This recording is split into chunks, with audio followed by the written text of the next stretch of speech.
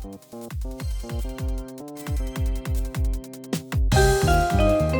ladies and gentlemen. Welcome back to another episode of Observation Conversations. My name is Reid, And I'm Jonathan.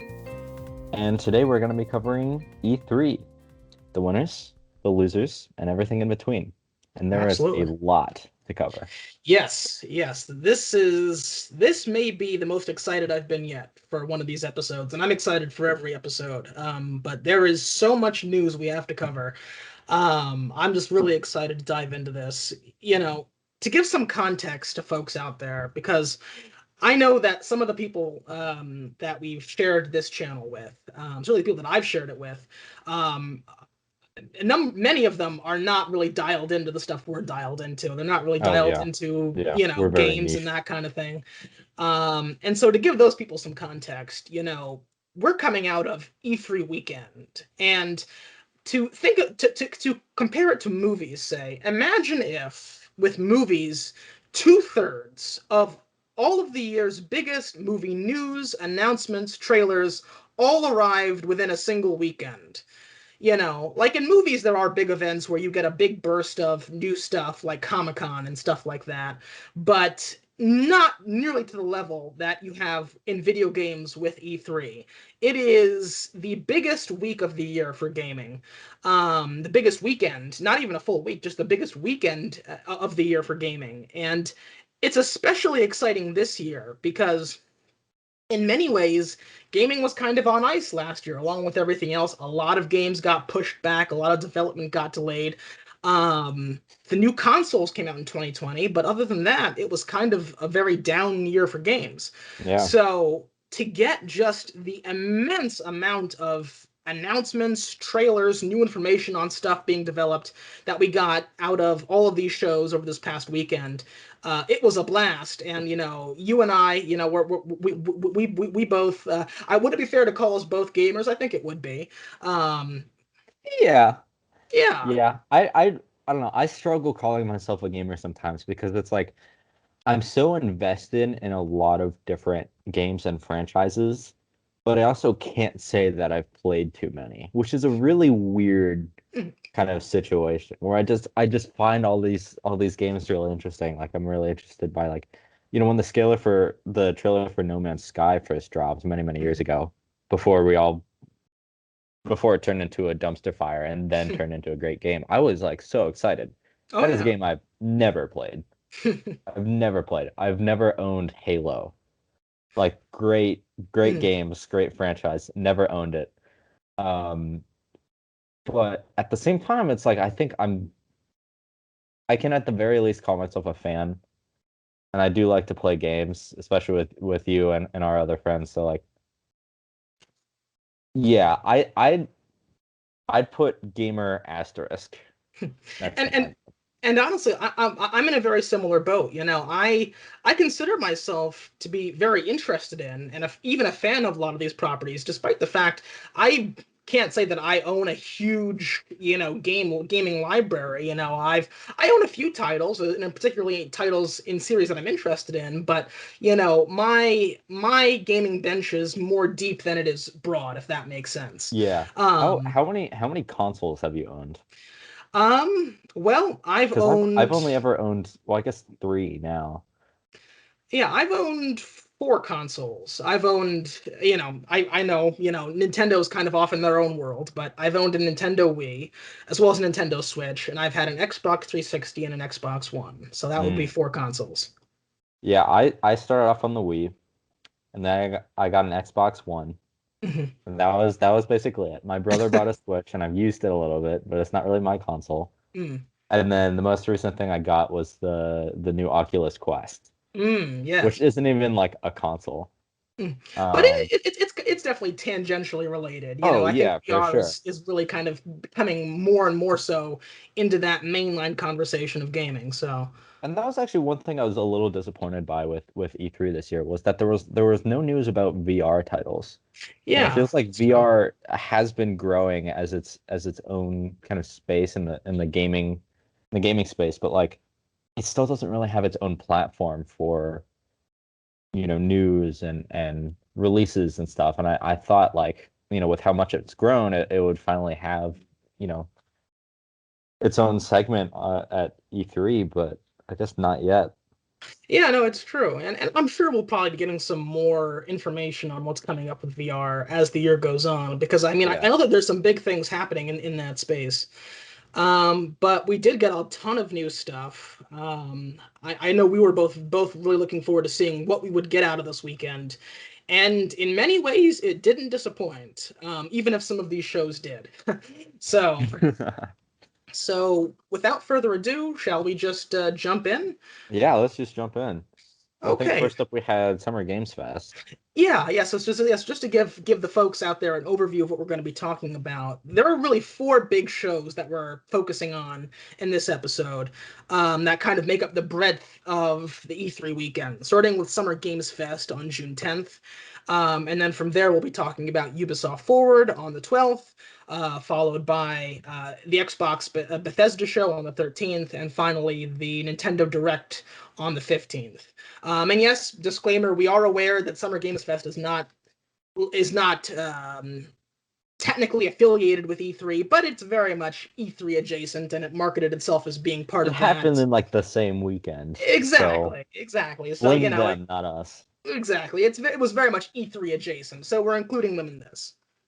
So let's talk about Summer Games Fest. I have several pages worth of notes on all of these different shows. So, um, yes.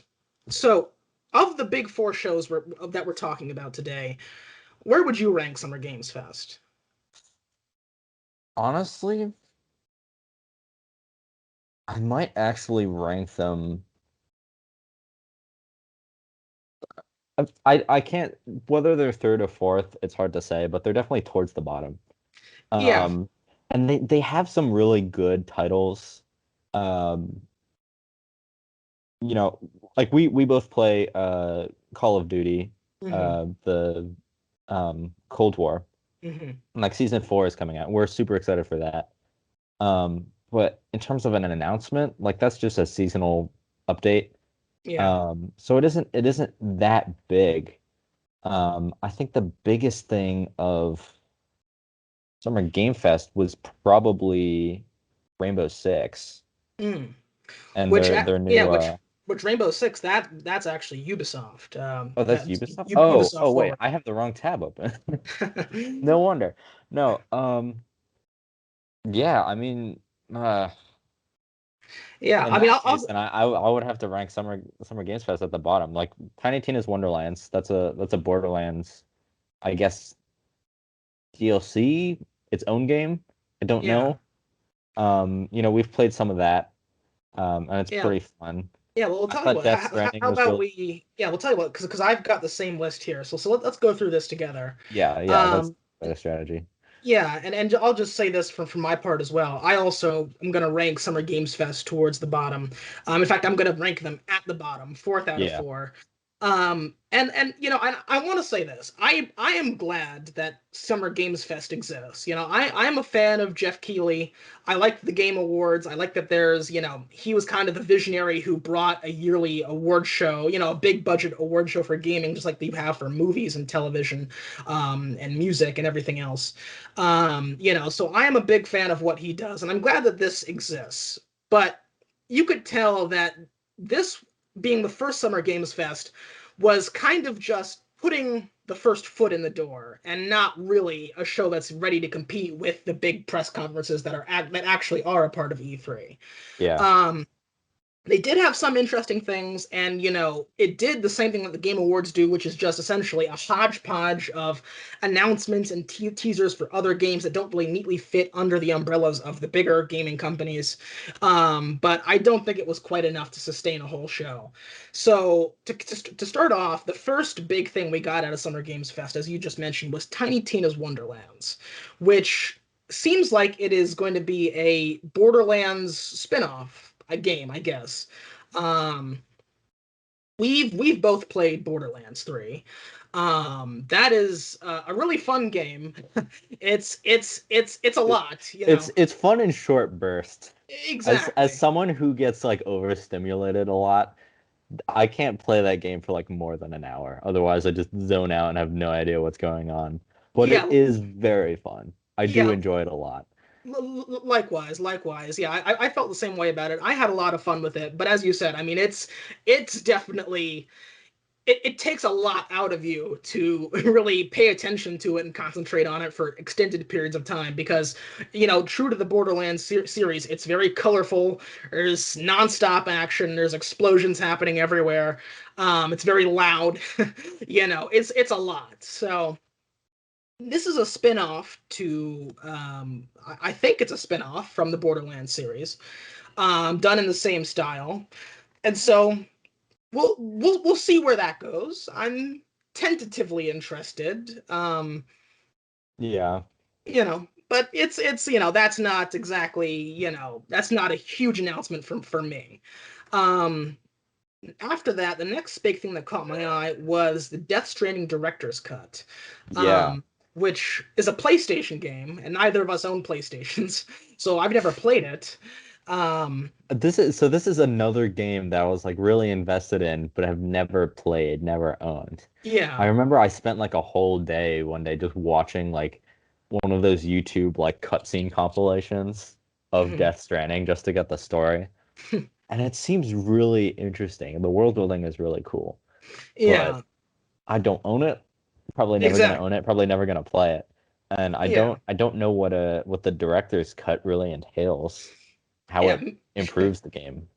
Me neither. The one notable thing about the director's cut that I could tell from the little teaser we got was Sam Porter, the main character in Death Stranding, Read impersonates, yeah. yeah, Solid Snake, but he gets in the box, and that's like a, fun callback because Kojima also did the, Yep.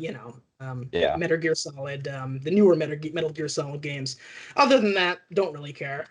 um Jurassic World Evolution 2. And this was just fun because they actually got Jeff Goldblum to do the narration for the trailer, which I just thought, hey, that's pretty fun.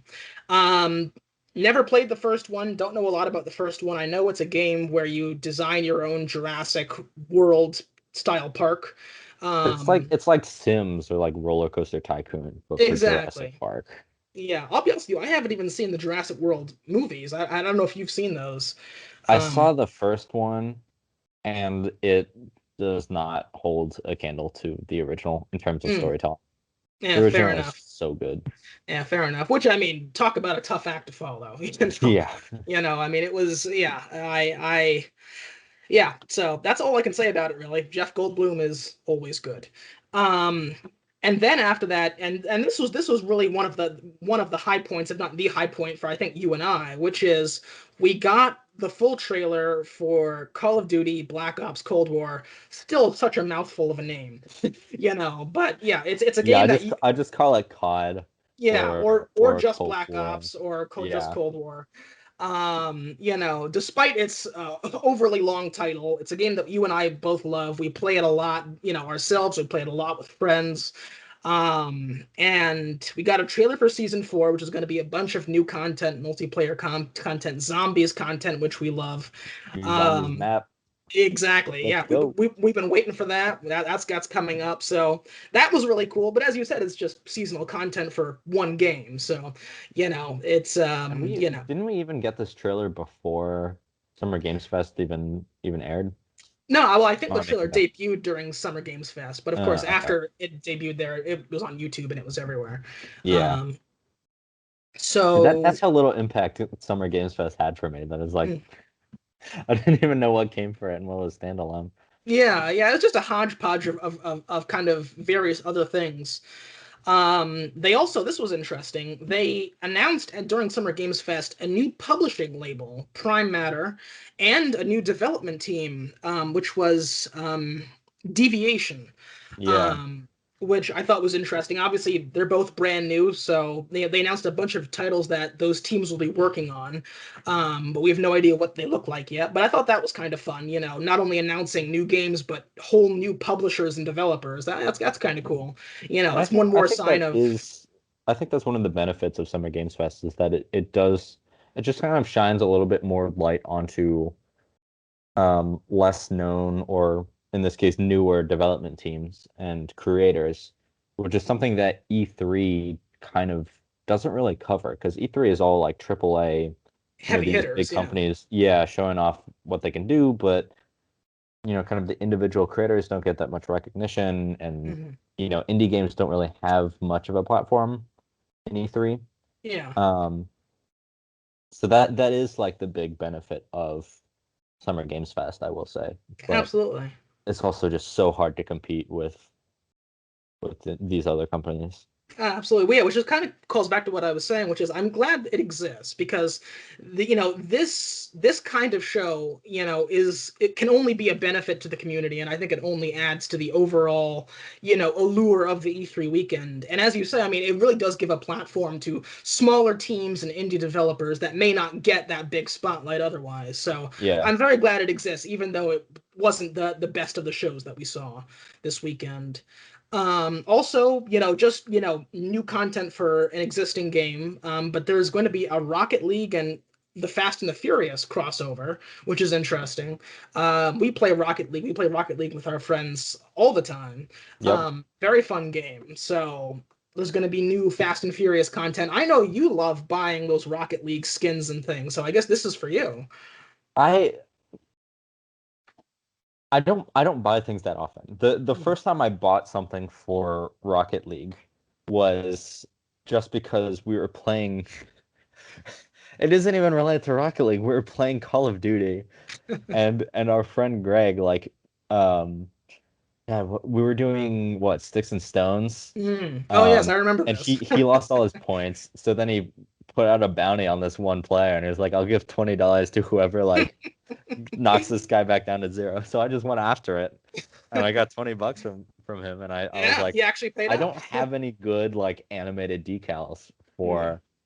for Rocket League. I kind of want some, so I went out and bought some, and then I bought some a little bit later because there were some good packs. But in terms of the Fast and Furious stuff, like, I'm not really a fan of the more realistic cars in Rocket League. I say realistic, like obviously a car with a rocket engine is not very realistic, but Yeah, the like photoreal aspect of it, yeah. like Rocket League right now has this like NASCAR line, Hmm. and they have like actual NASCAR models for the cars, and it's like Yeah, it doesn't really fit because Rocket League has this kind of like fun cartoonish style, and yeah. then when you throw like really real authentic bodies into it, It it doesn't like really mesh. it Yeah, doesn't mesh. It doesn't mesh. And like just looking at the image of this, it doesn't mesh. It looks weird. yeah, Uh, and I mean, it's good promo. It's good yeah, advertisement. Like, yeah, and I'll say this, as much as I agree with you that the really realistic cars don't really blend in with the more, the kind of your mainstay, more cartoonish style cars. The one car I haven't bought anything in Rocket League, but if I were to buy anything, it would be that Lamborghini Aventador that they put in not too mm, long ago. I always thought that's just one of the coolest looking cars in the world, in my I mean, opinion. yeah. I Uh, mean so the fun thing about that is that like it's so like smooth and sleek that it almost feels cartoony in a way. it's It true, doesn't it yeah. doesn't feel weird because it has like these nice curves and sharp kind of geometric edges, and it's not built like a common car. Right, it's And I not think a that's why Toyota it does Camry or fit. something. Yeah, I think that's why it does fit in Rocket League, Oh, where totally. these don't really like. I'm looking at the car, the rightmost car. You have like this Dodge like muscle car, whatever. Yeah. In Rocket League, we have the Dominator, and that Mm. has like a very boxy build, and it's Yeah. like, that's my favorite car at the moment. And this one, like, you can see from the edge to the hood, it like smooths over, and it Mm. has like these round elements, and it just feels so weird. That's 'Cause true, that's yeah. like that's not we already have a car exactly like that, and that's not at all how it's built. It's Um, true, yeah. yeah, so we'll just have to wait and see. I don't know, but I'm not super. Like, I like Rocket League, but I'm not super engaged with this Fast and Furious crossover Yeah, personally. yeah, fair enough. And also, and just so you all know out there, we're not talking about every game that they discussed at each one of these shows, just the games that stood out to us most, Oh, yeah, yeah, yeah. good, bad, or Yep. otherwise. Yeah, Um, we'd be here for hours if we covered every single one. yeah, yeah. So these are just our highlights. Also, I want to mention one game that wasn't at Summer Games Fest but was rumored to be. Um, a lot of people were talking. I think that there was an expectation that there would be some new trailer or at least some new images or footage from the new Five Nights at Freddy's game, Security Breach. Oh Um, yeah. at Summer Games Fest, and there wasn't any sign of it. So I was kind of I noticed that because I know after 6 years, well 7 years actually, a lot of people say, oh, Five Nights at Freddy's it's kind of played out, but I mean it looks like they're doing some really interesting things with this new one, and Yeah, the we've gameplay wise, this new one is going to be very, very different. exactly, yeah, and that's why I wanted to see more of it. And everyone was saying that we were going to get some new information at Summer Games Fest, but they were a no-show. So that was kind of a disappointment as well. But hopefully we Yeah, see more from that game I don't know soon. if that was like COVID delays as well. Hmm. Is Scott Cawthon still kind of a solo publisher, or does he No, have a team no. now Y- that the y- franchise has grown? Yeah, now he's working in partnership with the same team that did Help Wanted, the VR game Yeah. 2 years ago, which is I think it's Steelwool is the studio that's doing it. So he's not the head of that team, but he's like the creative consultant with that Yeah, team. yeah. And they did a great job with Help Wanted. I had the opportunity. I was at a VR arcade a few weeks ago, and I had the opportunity to play a little bit of Five Nights at Freddy's Help Wanted for the first time. Incredibly immersive. I mean, you have a VR headset, so it's not as Did I mind-blowing get to it? you. I really enjoyed it. This was only my second time experiencing VR, and I was blown away by just how I'm always blown away anytime I have an opportunity to try VR, just how incredibly immersive it was. And when you're sitting in that office and you're flipping through the cameras and you're doing the doors, but you feel like you're in that world and you've got the headphones on, it's a different experience entirely. Yeah, I I want to very play it scary. again. Like Five Nights at Freddy's franchise, I'm really interested. Never owned or played a game. Mm. This Help Wanted is one I do want to try, but I also don't want to like shit my pants while I'm playing VR. And I feel like Yeah, that's a very real concern with this one. So yeah. Play it I on an haven't empty touched any stomach. horror games yet. Yeah, I would say if you were interested in getting a horror game, get that one. It's very immersive. You really feel like you're in that moment and you're in that scenario. But it was a lot of fun. I really enjoyed it. So yeah, that was one notable absence.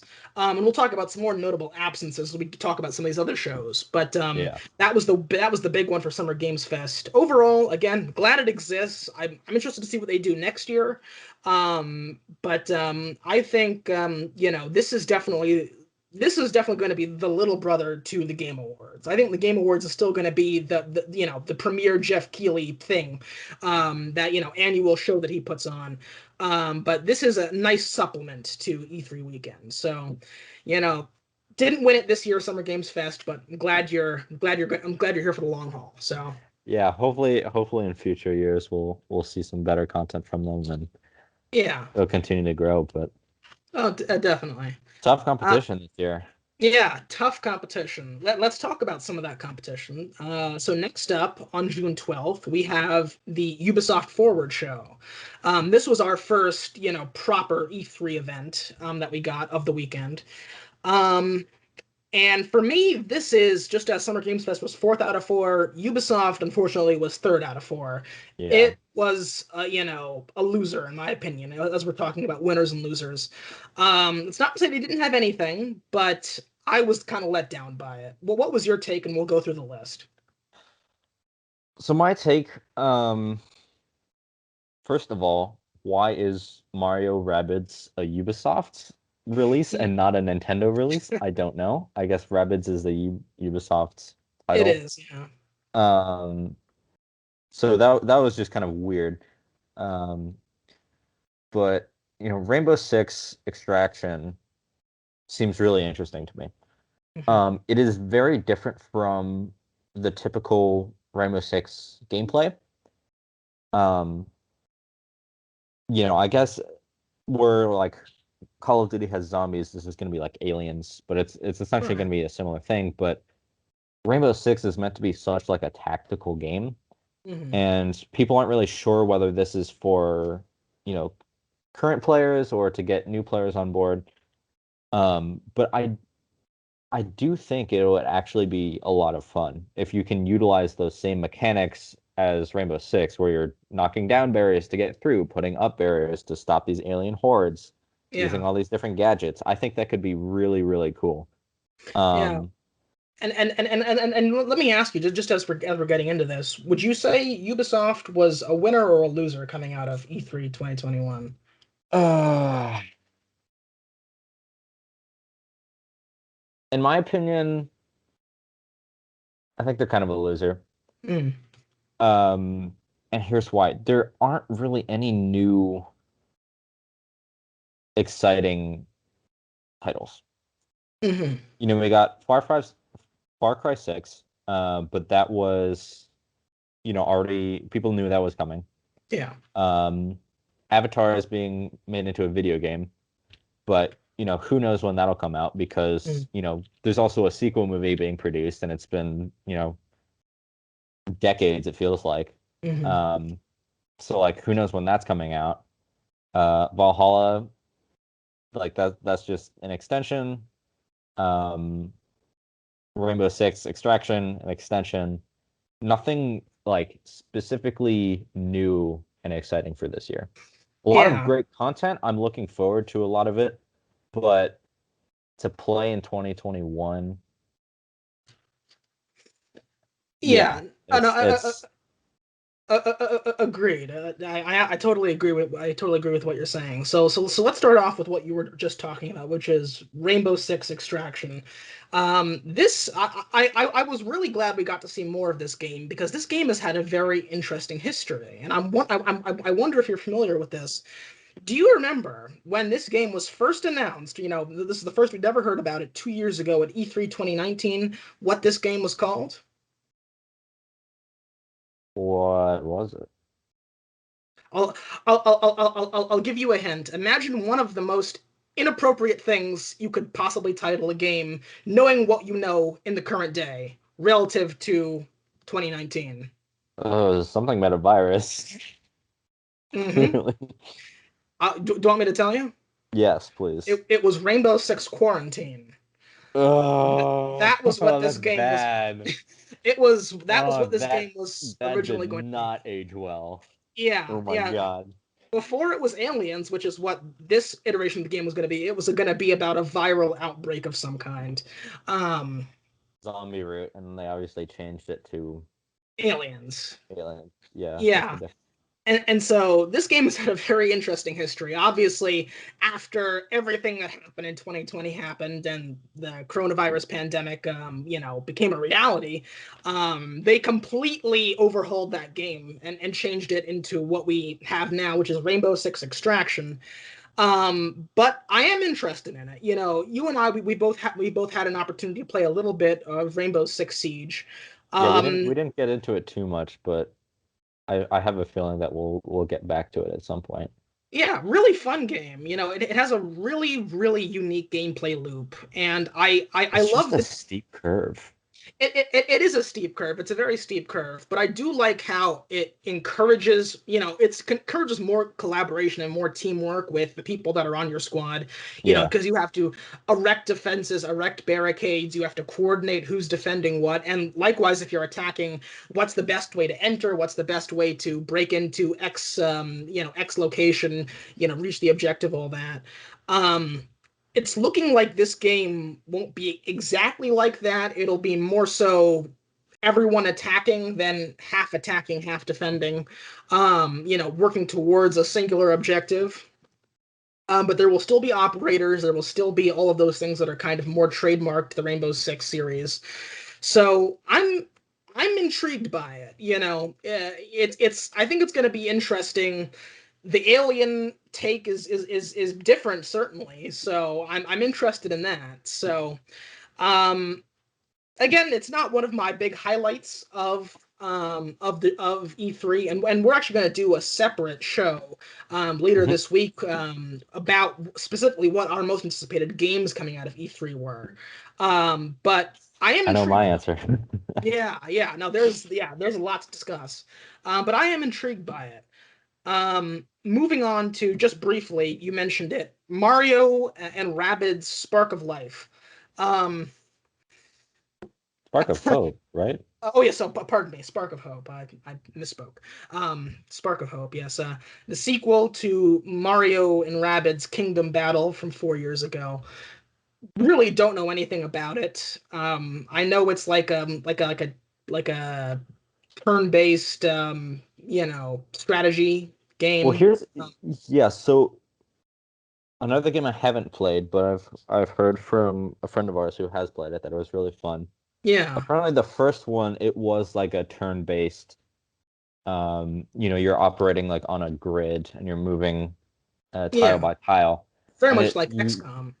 yeah, and it looks like this one is going to be more open world almost, where you're like Yeah, freely running around, which begs the question, why not just do another Mario Galaxy or Mario Odyssey? Because it yeah, seems to have a lot of the same gameplay as those games. yeah. And I'd I love guess that. if this is a Ubisoft specific title, then you know they were pushing for the Rabbids crossover, but Exactly. Yeah, and I mean, maybe I there's mean, hope for another Mario game soon.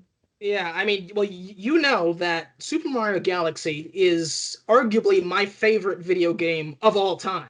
That game is a So bop and a half. it is it is an So achievement good. on so many levels. Don't even get me started because we'll be here for an hour praising Super Mario Galaxy and Super Mario Galaxy 2, the rare sequel that I would say just about met the heights of the original game. I mean, that was also excellent in its own way. So yeah, I would love that, but this isn't that. We'll see. I mean, I'll be honest with you. I find the rabbits annoying. I never liked them.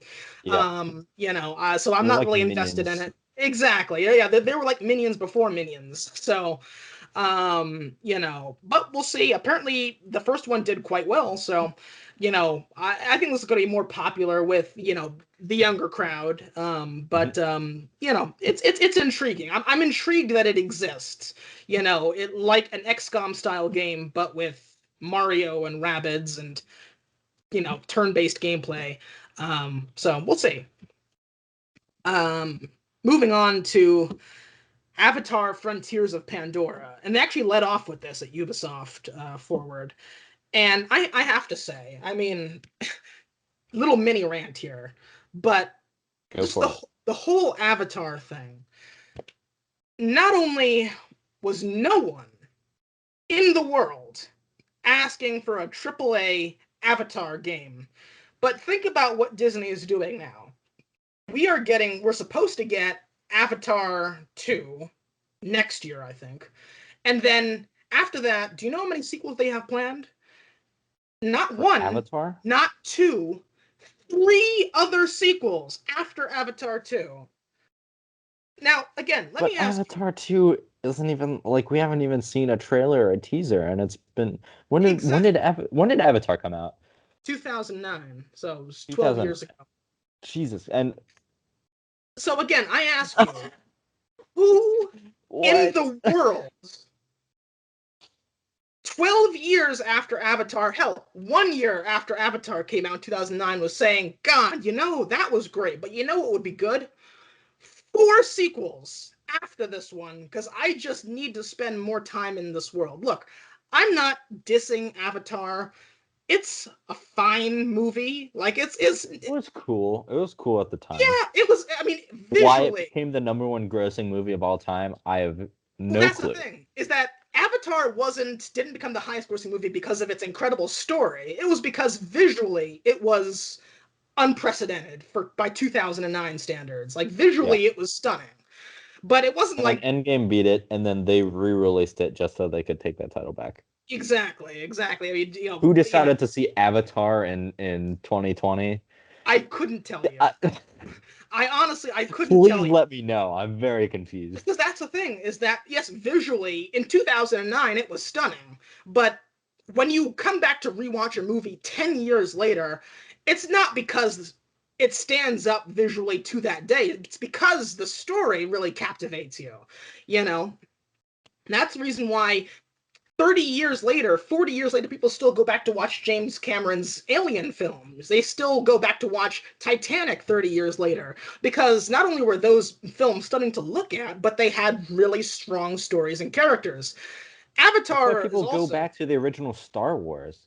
I mean, the effects exactly, look so cheesy these days, but it's such a great story that, exactly, people are in love with it. exactly. But you don't even have to reach into other franchises. You just look at other stuff the same director has done, and you have so many rich examples of how to make timeless movies. Like Yeah. Titanic, you go back and watch that today. I can get as much out of that today than well, I wasn't even alive when it came out. It came out in the mid 90s, but I could still go back and watch it today and get a lot out of that movie. I could still watch Aliens and be wowed by that movie today as much as it blew people away in the 80s. Avatar isn't like that. It was huge in 2009, but the story was nothing special. I mean, and I just don't know who on earth is demanding 4 sequels to that. Like, honestly, does anybody really want to go back to Pandora outside of James Cameron? I think James Cameron truly is the only one who desperately wants to go back to that world, and I can see why he would want to, but I don't know why Disney is bankrolling for hundreds of millions of dollars per movie sequels. And why are you planning sequels if you can't even release one, let Exactly. alone Yeah. four more after the one you still haven't released?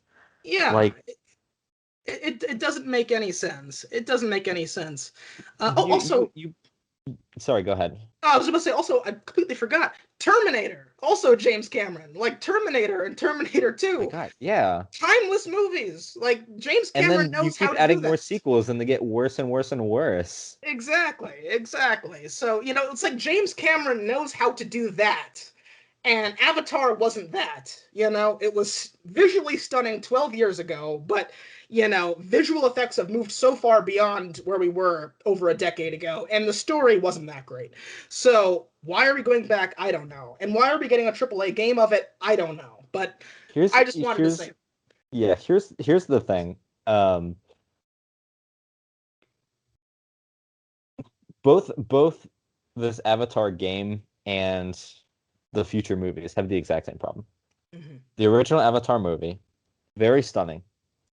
Story, who cares? Who gives a shit? Guy don't in a bulldoze the wheelchair rainforest. makes love to an alien. Yeah, Military general bad. yeah. Um, And don't bulldoze the rainforest. Which, yeah. I mean, good I good mean, yeah, subtle message. Good good job. message, You but it wasn't subtle at Great all, was job. it? That was very subtle. Very Yeah. subtle. Excellent. Well done. Um, but visually stunning. And Mhm. I think that is the exact same symptom that this game is going to exhibit. Graphically, it's going to be gorgeous, Mhm. beautiful, great lighting, great details, great models, great environments. It's going to look amazing. Um, the world, it's gonna look super cool. You have all these floating islands, all these really strange alien creatures and plants, and it's gonna be really exciting. But the actual gameplay is going to be boring. It's gonna Yeah. be like Red Dead Redemption, Mhm. where or the I should say the Redemption 2, where Rockstar spent all this time working on this great, beautiful world, but then when you have to just walk on it by foot, it's so boring. And Mhm. like, this is awesome, but like, I don't want to see my horse poop between every 60 and 90 seconds. Like, Mhm. I don't care. That's not Well, good gameplay. And I think this is going to do the exact same thing. I think it's going to be, people are going to be really entertained for the first 30 minutes where they're running around in this beautiful open world and flying mhm. around on these dragon things. Yeah. But, you're essentially exploring a jungle. Yeah. If like we've played Minecraft, for a long time. That Oh that yeah. game, well, very different, from an open world standpoint. It's just you're exploring wilderness, and the only exciting things are when you find structures. Hmm. And Or this build is your own. or build your own, but you can't even do this in this game. It's just gonna Right. be jungle, and like, what's the point of exploring if you're not looking for anything? Agreed. Agreed. So I And think, sorry, yeah, go. yeah, I was gonna say, and I will say this. I very much agree with your sentiment. I might disagree with your analogy because I actually really loved Red Dead Redemption 2. That was my game of the year in 2018. Mm, But I do very much take your meaning. Because I think it's gonna be painfully dull. As you said, I'm sure it'll be a beautiful open world. But I think it'll end up being a lot like some of the lesser Assassin's Creed games where you like even the lesser Assassin's Creed games look great. They always look great, but the gameplay is just not up to the level of detail they put into the world. yeah, Um, and so I think it's going to be a very similar thing. yeah. I think that speaks to a larger epidemic of. I mean, it seems to be a triple A issue where there's so much focus on the graphics, and like all these consoles are trying to boost performance so you can have better visuals, and all these games are trying to have larger, more beautiful worlds. And because all this effort is being placed into those aspects, the Hmm. gameplay is suffering.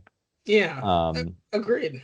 And there's yeah, just you just made me think of that classic old saying, from Jurassic Park.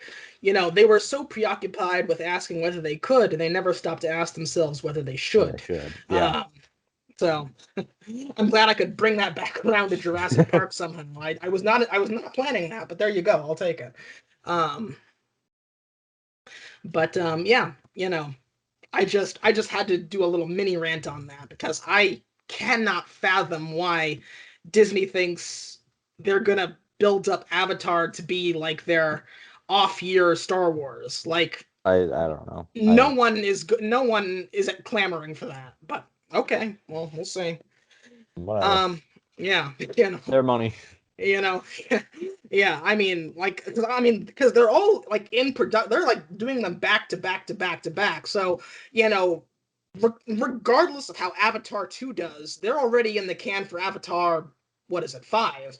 So, you know, that's gonna Mm. be really funny, honestly. Like I will not shed a tear for Disney if they end up burning hundreds of millions of dollars on a fourth sequel that nobody wants to see. And when it does come out in 2029 or whenever, there's no interest for it. So Yeah, at least they can't do a live action remake of Avatar. don't give them any ideas. Don't give them any ideas. An animated remake. Oh God, yeah, no, don't give him any ideas. But anyway, let's move on to the last thing we saw from Ubisoft Forward, which was more footage from Far Cry 6, which we've already seen a lot of material from Far Cry 6. It was announced last year. We've already gotten teasers and trailers for it, so we didn't get a ton of new stuff for it. I will say of everything, I'm definitely most interested in Far Cry 6 from Ubisoft. It looks really good. It looks really interesting. You've got that classic Far Cry formula. You have to liberate this oppressed country from an insane despot, this time played by Giancarlo Esposito, of course, of Yes, Breaking love Bad that man. fame. He is such a good villain. We also saw him in Mandalorian Season 2 as Moff Gus Fring and Gideon. Breaking Bag. Yeah, Gus Fring in Breaking Gus Fring, Bad. Moff Um, Gideon. yeah, incredible actor. And he did all the motion capture as well as the voice for his character. Um, it's very much a Cuba inspired setting. It's going to be the biggest Far Cry ever. I'm really Have you interested. played the other Far Cry Uh, games? I have never. I played a little bit of Far Cry 4 at a friend's house. I've never owned a Far Cry game. I've seen a lot of gameplay from 4 and 5. But this will be my first one to own if I do buy it. And I think I may buy it, honestly. I'm really interested in it. It's going to be a huge open world. I'm really intrigued by it. So, even though this wasn't a new announcement, I'm glad that we're seeing more of it because that's coming out this summer, and Yeah. or no, I should say, yeah, late summer, early fall, and yeah, it's looking really good, looking really good. So excited for that. Any last words on Ubisoft? I mean, we skipped over Assassin's Creed Valhalla, Yeah, well, but that I don't know if we already have came much to say out. on that. Yeah, that came out last year, so I guess there's going to be some new content for it. Yeah, I don't know. Yeah, I don't play Assassin's Creed. yeah. I will say I was hoping we might get at least a little taste of something Assassin's Creed related. I know they're taking this year off, and there's going to be an Assassin's Creed 2022. But that's definitely the series I'm most interested from Ubisoft. But I get it. We'll probably see that early next year. They're Yeah, taking this year off to start developing that 2022 game. I've wanted to get back into Assassin's Creed. I played Assassin's Creed Unity. I played Assassin's Creed Syndicate. But I have not played Origins or Valhalla. Um, they just really haven't interested me as much. I know Assassin's Creed's going more of in an RPG direction, which is fine. I'm just kind of looking for that next setting that's really going to get me invested again. Because, yeah. like Ancient Egypt is cool. Oh, also Odyssey, they did Odyssey. Ancient Greece is cool, and Vikings are cool, but it hasn't really grabbed me like some of the more modern settings, like, the French Revolution. Obviously, there's so much you could do with that. And, Victorian London, there's a lot you could do with that. Yeah. I don't expect them to go all the way back to modern, but like some middle ground. Like people have been saying feudal Japan forever, but I don't know. I Oh, feel like that's that almost would be awesome. yeah, that would be awesome, but I feel like it's almost a little bit too obvious. I don't know, but I that would mean, be cool to do. at this point, like they haven't really. I think as long as they don't make him in a ninja, if Mhm. they do more of like a samurai route, that could be Yeah, really interesting. yeah, that would be cool. And that seems to be what they're doing is they're going less for the assassin, sneaky thing and more of just like warrior fighting stuff because you think of Vikings and you think of stealth. Yeah, They don't really yeah, mix. yeah. I could I mean, I'm scarcely not a name a history buff. less I stealthy. can't say whether there were stealthy Vikings, but They're not. They weren't known for being stealthy, certainly, yeah. or subtle.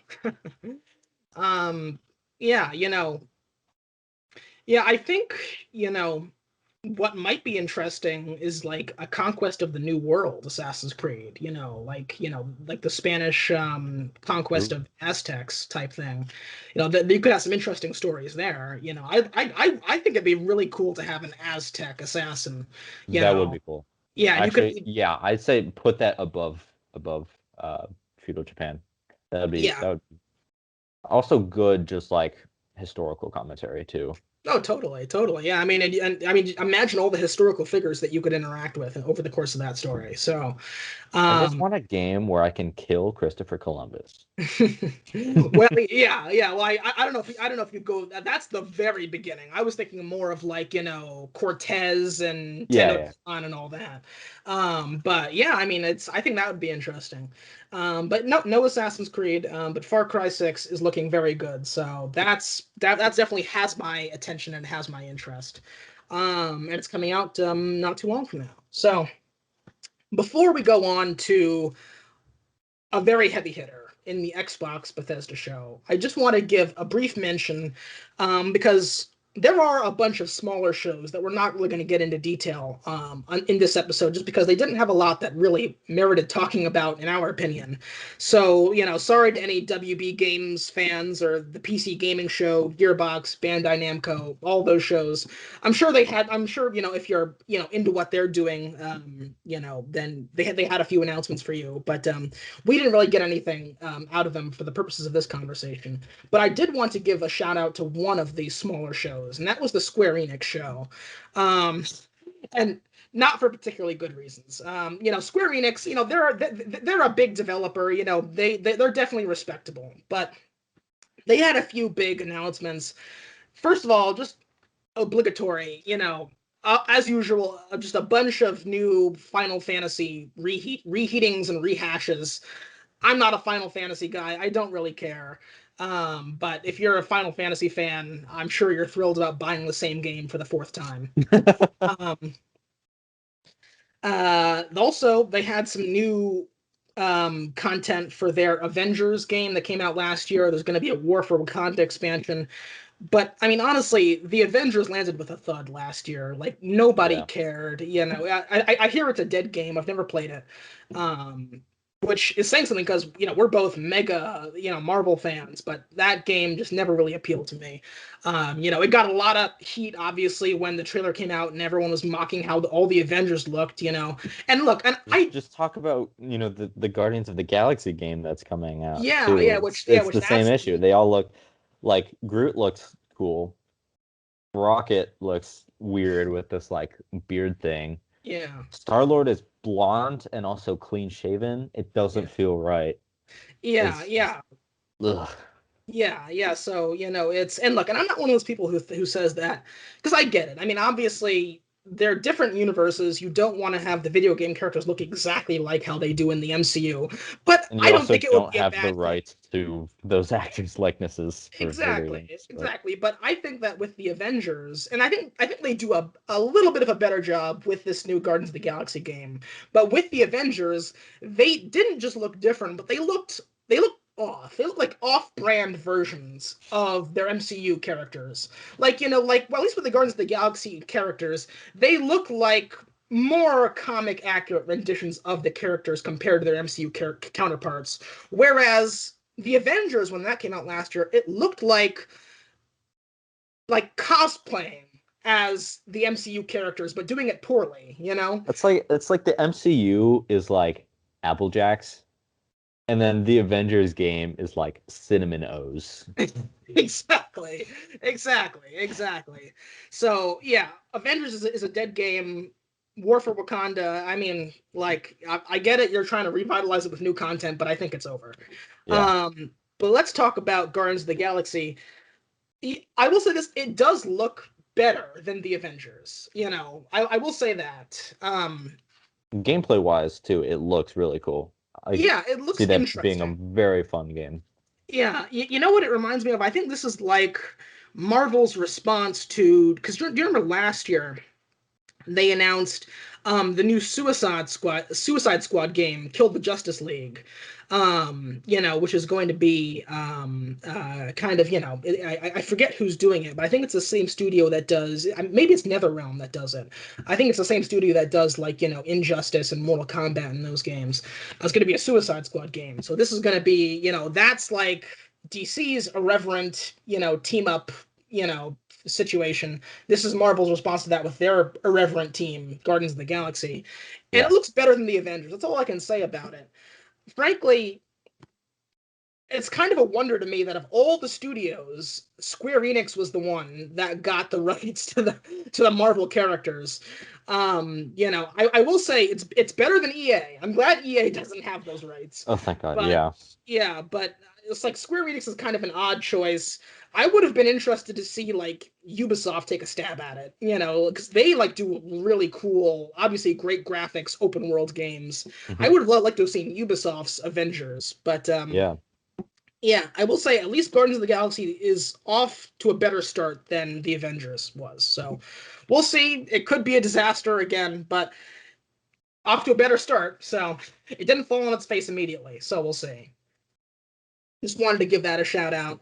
Square Enix, still, I would still say if there have to be winner or loser, I would say they're a loser. But Yeah. I just wanted a honorable mention. Anyway, the big one, June 13th, the Xbox and Bethesda show. There is a lot to cover here, so bear with us. First off, let's get the obvious out of the way. We'll go through the list.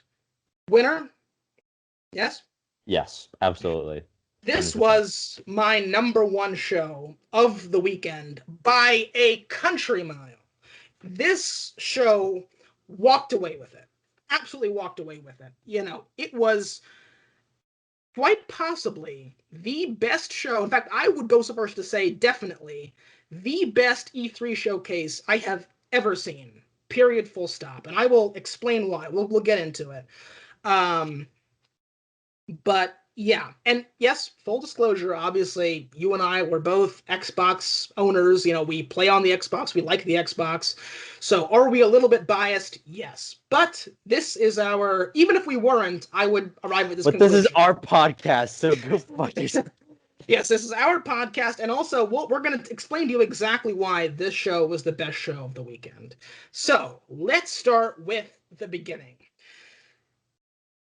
I mean, and also, well, we'll talk about all this, but the fact that Bethesda is now under the Xbox umbrella, I And mean, therefore, in Xbox Game Pass.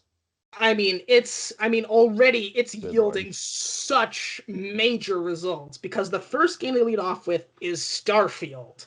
Now, this is a game that was teased very briefly at E3 2018. And I remember watching this teaser, and I was so intrigued by it, even though it was very brief, just a 15-second title reveal. It's so intriguing because for 20 years, for pretty much 20 years, Bethesda has done two things: Elder Scrolls and Fallout. Yep. That's what they do. And this is the first time they're introducing a new mainline series in 20 years, pretty much. Well, not 20 years. They started with Elder Scrolls and they bought Fallout. They did Fallout 3 in 2008 and Fallout 4 in 2014. But yeah, and this is their first new title in 10 years. And their first completely new title in 20 years because, of course, by the time they bought Fallout, there were already two pre-existing games. So, it's essentially looking like it's going to be, I think they described it as essentially an Elder Scrolls, but it's sci-fi and in space. And that's really exciting. We don't have any gameplay for it, but that tagline is really exciting, and we got a little bit of a teaser at the short start of the show. Looks great. Looks really, really good. I'm so excited for it. And this was most interesting. We got a firm date for it as well. I was not expecting this because it's still so far out, but this game is coming out. Starfield's releasing on November 11th, 2022. So that tells us if they have a firm date already out there, it's mostly done. So Here, okay. I'm gonna step in and say I don't think it's safe to say that it's mostly done. Apparently Todd Howard just really likes the number 11 a lot. ah, November 11th was also the date the original Skyrim released, I mhm, believe. okay. Um, the fact that they're putting a relatively arbitrary date on it as a release just to me screams that this team is going to end up in crunch time Mhm. before the release. And like, I want to be excited about this game. I really do. But Bethesda is known for like one thing. If Bethesda could be only known for one thing, it's that their games have bugs. Mm, yes. So many bugs. Mhm. And if they're going to be forcing their team to crunch right before a release, we could even have another Cyberpunk on our hands. Who knows? Oh, God forbid. God Yeah, so forbid. that's I am a little hesitant. Mm, Um, I think we need to see a little bit more from Starfield, a yeah. little bit more gameplay, and just see kind of how it's developing. Yeah. It would be great if it was fully done and came out on November 11th, 2022. But I personally am not 100% confident that it will be ready to release and that they have most of it done. And and That's just my 2 cents. and that's a very fair point, because I mean, of course, as we've seen games in the past have dates announced and then they get pushed back anyway. Yeah. But it does give, and I obviously, I hope for the developers' sake that, we don't have a crunch time situation because, I mean, that's just, that's bad for everybody involved. Yep. So obviously you want to avoid that. But it does give me confidence that they put a date out at this far out because they didn't even have to do that. Oftentimes a game will just say 2022 or at most, winter 2022.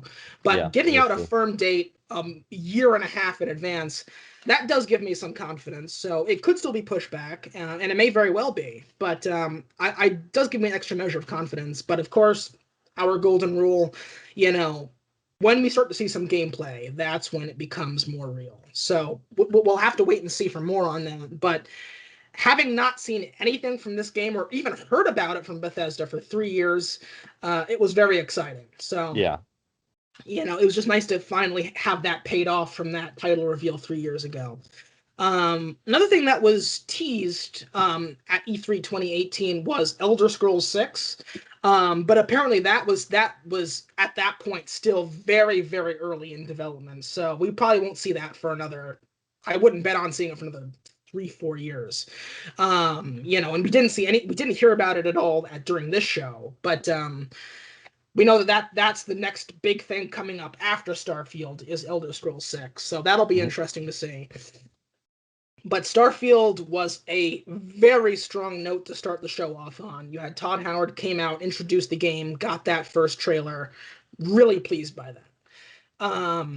So the next big thing after that, and I know this is very relevant to both of us, was you have new content for the pirate game, Sea of Thieves. It's going to be a new storyline called A Pirate's Life, and it's going to be a tie-in with the Pirates of the Caribbean series of films, obviously from Disney. Mhm. We both love Sea of Thieves. It's a great game. We played a ton of it during quarantine last year. Absolutely adore that game. And I have to be honest with you, I really cheered. I physically cheered when I saw the captain, Jack Sparrow, show up in this Sea of Thieves trailer. I was over the moon by it. I love the Pirates of the Caribbean films, like even the bad ones. Don't get me wrong, there are some bad ones. Yeah. Um, Even the bad ones are still a lot of fun at the very least.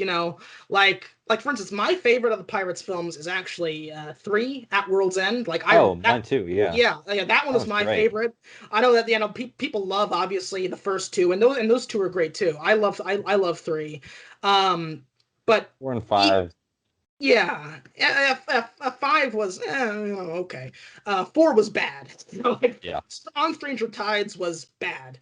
But even that film, as bad as it was fun, and they're all fun. They're a lot Mhm. of fun. Um, and I mean, just Jack Sparrow, Johnny Depp. I mean, you could scarcely name a more perfect actor character pairing. He made that character his own. And yeah, I mean, I think for a lot of people, I read this quote and I really agree with it. I think for so many people, if you look at the people who are big Sea of Thieves fans and big Pirates of the Caribbean fans, if you made a Venn diagram of those two groups, it would essentially be a circle.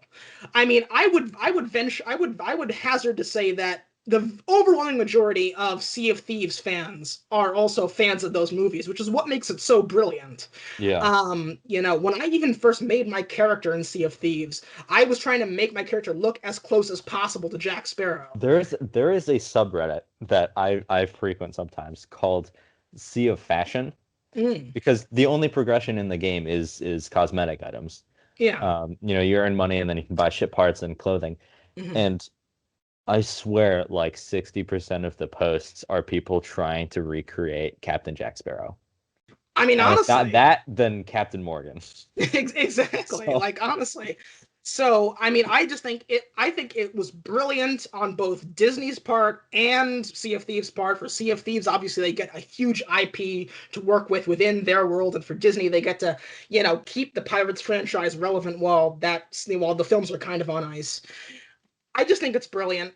I love it. I'm so excited to get into this. Sea of Thieves, I think, five has tall been. tales. I know, Five. we were even talking about this just off camera a few days ago, how we were really wanting to see some more big content from that game. We haven't gotten anything big for a few Yeah, months. season And 1 and 2 are just like kind of lackluster. yeah, and But right who on knew time. they were grinding some good stuff out. Yeah, literally right on time they're coming out with this. So, yeah, I'm so excited for this. What's your take on A Pirate's Life? So I'm a little conflicted. Um, I'm super excited. Part of me is a little like, what is Jack Sparrow doing here? Like, why is Disney taking over Sea of Thieves? Mm, But at the same time, it's like, we're getting so much new and great content. Mm. that I think that just washes away all fears and criticisms that I have. I mean, seeing some of the new enemy types Oh and like boy. again like five The tall. Flying How many? Dutchman? We're gonna fight the Yeah, the Flying flying Dutchman? like that ship is huge. Oh my Also, god, it's so yeah. much bigger than just like a galleon. Yeah. It's like almost twice as big. So it's gonna be just really incredible. How many Tall Tales was the Shores of Gold storyline?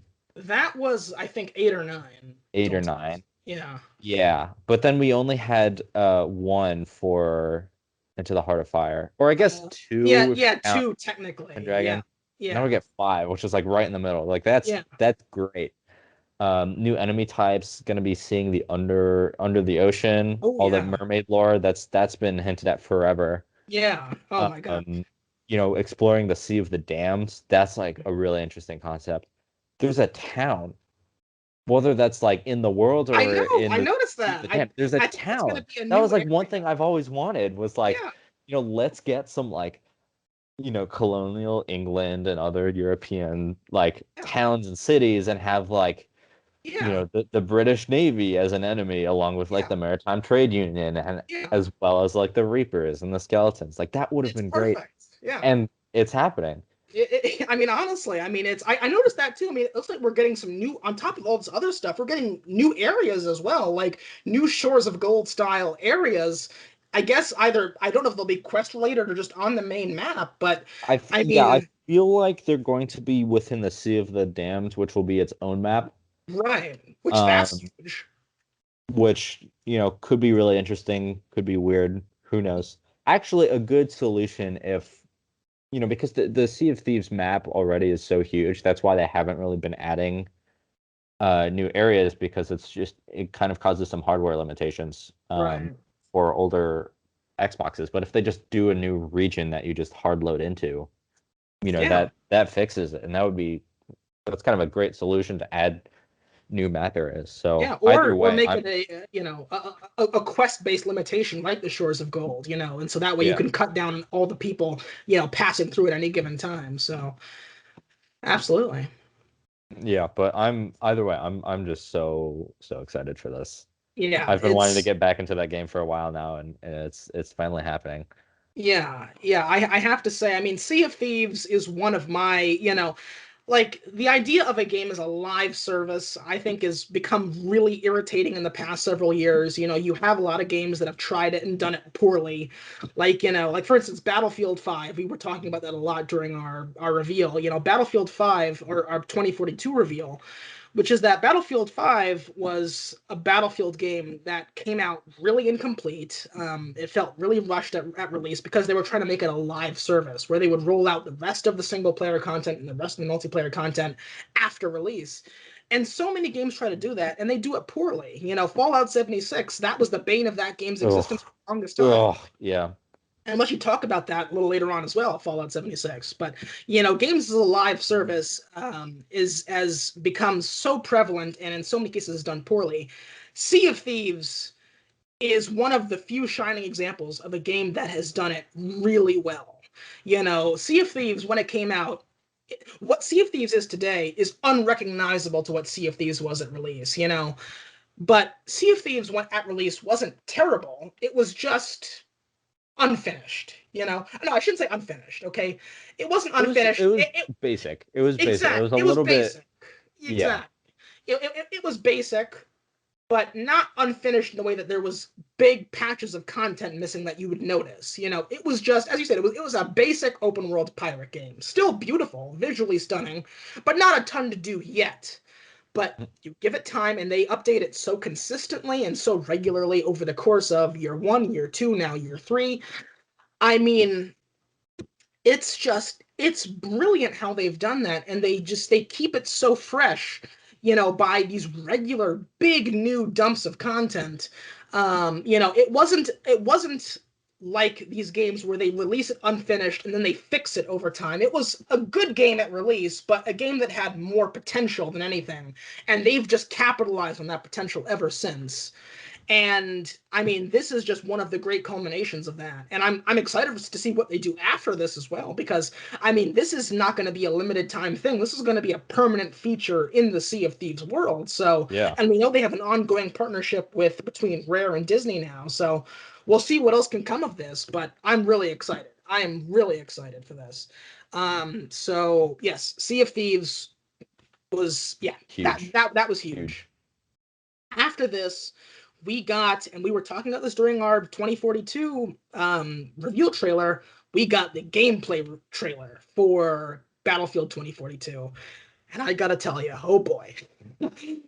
I mean, we loved that reveal trailer, and the gameplay is looking jaw dropping. Like, it confirmed everything we saw, everything we were saying we wanted out of that reveal trailer. And you know what I noticed? I don't know if you noticed this. Hmm. Well, in the reveal trailer, I said that like previous Battlefield games, it's going to be 100-person battles, 50v50. But did you notice in the reveal trailer, it wasn't 50v50, it was 64v64. 128-person battles on a Whoa. single map. It was insane. And I mean, So you that, just, I mean, that just means bigger maps, first of all. yeah, bigger maps and Whoa. so many people involved in all of the battles. And I was just, I was loving it because I was just imagining us, we're gonna squad up, you, me, two of our other friends, and we're just gonna be, I could just imagine running through the streets, clearing buildings, piloting tanks. Oh my God, it's gonna be Have so you good. have you seen what the four like classes are? No, I haven't seen that yet, but I'm sure it's out there. Yeah, so this seems really cool. Well, first of all, every class can use whatever gun they want, Mm, which is really nice. yeah. I don't know if that was I only played Battlefield 4 and I believe that had fixed classes. Yeah, it was the Um same for Battlefield 1. yeah, Well, so it wasn't like this one strictly fixed, but you had like you could only pick from certain categories of guns per your class. So yeah, but it sounds like this time it'll be more like Call of Duty where you can just select a loadout. You can customize yeah, your so the class is based on the kind of what do you call it? Like a utility or tool or skill or whatever. yeah, Um, and those seem really interesting. yeah. The first one is a grappling hook, so you can scale buildings and just like Awesome, shoot your way up. Attach onto a crane and like grapple your way like Spider-Man across the map. Um, love that. One of them is a revive person who essentially has like a syringe gun, so you can Right. revive people from a distance. I remember I actually I did see that the medic class is gonna have healing bullets, which I just Yeah, thought was healing so gun. funny. The idea of a healing bullet. Yeah, I thought that that was sounds like some hilarious. dumb shit from D&D, or it's like Yeah. this sort of like yeah. So that'll be interesting. I feel like that's the most boring of the classes, Yeah. but still really useful. If you don't know if you'll get to revive someone in time, you can just be like, and I think they're just like instantly revived. Um, I forget what the third one is. I'm not sure. Oh, wait, no. But the fourth one is you operate a reconnaissance drone. Oh, Oh, wait, the third one is like an engineer class, so you can create like a turret, right. or different Gotcha. things. And then the fourth one you operate like a reconnaissance drone, so you can send out a drone and like spy on enemies. You can leave the Mm, drone in the air and then like check back at it on it at any time. yeah. Uh, so that seems really cool. It's interesting, talking about like healing bullets and like a character that can create sentry turrets. It almost sounds a little bit like Team Fortress 2 in that way, in the abilities of those characters. A little bit, Uh, yeah. yeah, which I like Team Fortress 2, so that's a favorable comparison. Yeah, this the game that never dies. Yeah, yeah, and it's still fun, So I sometimes just pop in there occasionally for a quick match, It holds up, so. But yeah, the gameplay trailer, I mean, it just all I'm saying is set aside $60 in your budget for this fall Yep. because yeah, Uh, that is going to be a required purchase for our whole squad. We're going to have to get into that.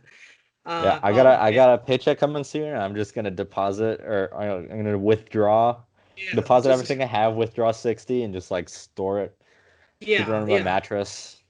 Yeah, I've already got $60 earmarked. Just that is Battlefield 6 money. I'm putting I that bought off a to one money side. clip specifically for the $60 I'm going to bring to GameStop. Exactly, exactly. We were saying during the reveal trailer, in general, we're not really for pre-orders because, in my opinion, it's usually a better idea to wait for a game to come out, read and watch reviews from people you trust, and then if Know you that like it's what you're good. hearing, exactly, and then when you're confident, drop the $60. Can you imagine But all the people that pre-ordered Cyberpunk? oh my god, yeah, How pissed they must be. I mean, all the people who pre-ordered No Man's Sky.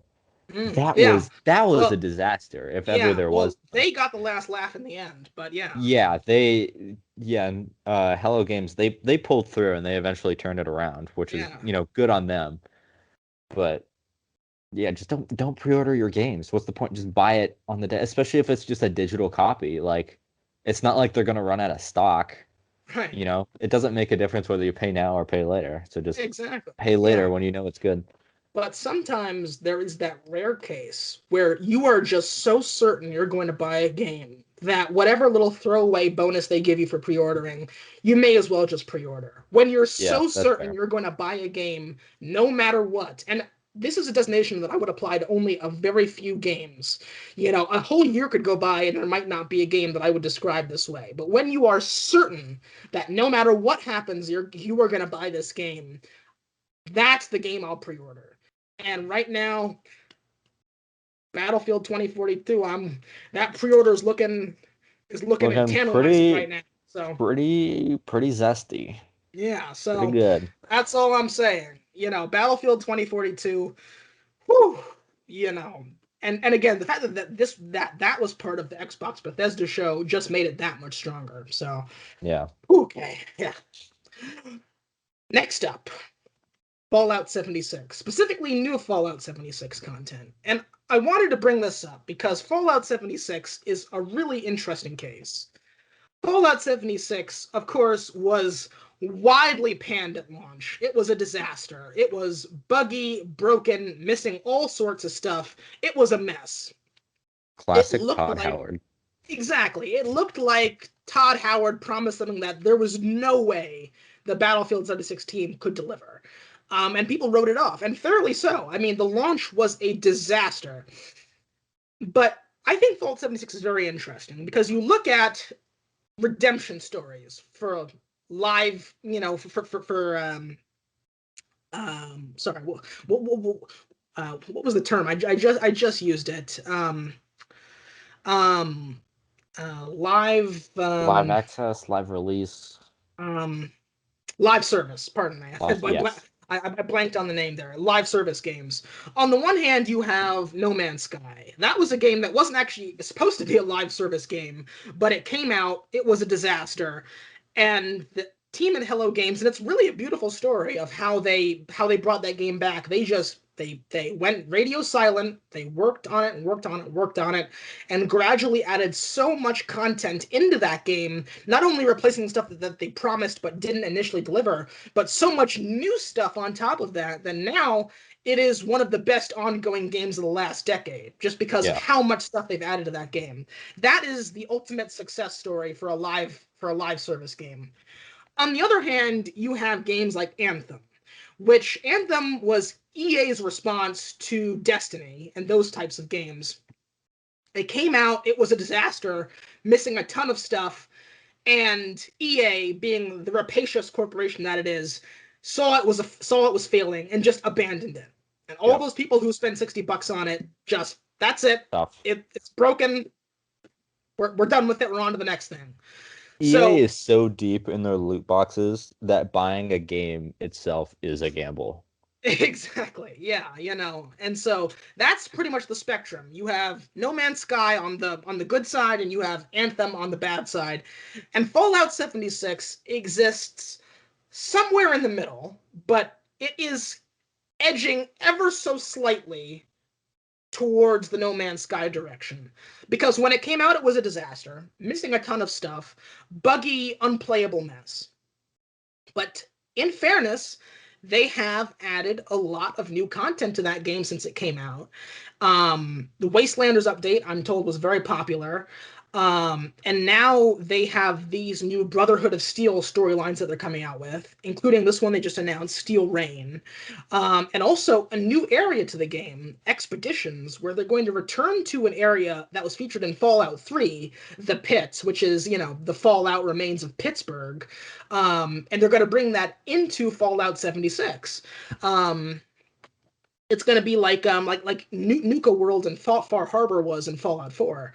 But it's interesting because that's an area that seemed like it was kind of a one and done thing from Fallout 3, but they're bringing it back. So, Fallout 76 has also done some shitty things like the Fallout 1 pass where they try to sell you private servers for like $100 a year. It's like insane. Yeah. But I have to give them credit for not abandoning the game. They're putting in not just new content, but good major new content in, putting in NPCs, putting in new storylines, putting in a ton of new stuff. That is all really positive. So I want to give Bethesda that small credit because it's not as purely redemptive as No Man's Sky, but they haven't abandoned it and they're Yeah. putting a lot of new stuff into it, and I do appreciate that. So much so, I might even try Fallout 76. So Yeah, I mean, a multiplayer Fallout does seem like a promising idea, and if they can really turn it around, like that is also something I would be invested in. yeah, But with the initial promise of Fallout 76, wasn't one of their things gonna be that there will be no NPCs and that every person you interact with would be another player? yeah, And yeah. I guess they just abandoned that. Yeah, because everybody hated it. I mean, Yeah, Fallout is, the foundation of Fallout are those stories, and when you don't have NPCs to convey those stories, it's just kind of dull. So, and that's why when they did put in the Wastelanders update, it was so popular because it was finally putting into the game what everyone was screaming from the start. Fallout isn't Fallout without your NPC characters to, yeah. progress that story. So, not only do we have the Wastelanders update, but they've been actually adding to the lore with the Brotherhood of Steel stuff. The Steel Rain update looks really interesting, and the expeditions look really interesting because that's going to be going to a new area. So I liked all of that. So yeah, I'm glad that they not only stuck with it but listened to the fans, Mhm. and took it in the direction that Fallout fans want. Because Fallout is one of those iconic franchises. You don't just want to see it become an empty shell of itself. That's just a Yeah. money machine. And I think that Bethesda, fundamentally, Bethesda's a really good company. Yes, they have their problems. Their games tend to come out very buggy and everything else, but people love them. People give Bethesda passes that they just don't give other developers because they develop such an emotional attachment to Bethesda games.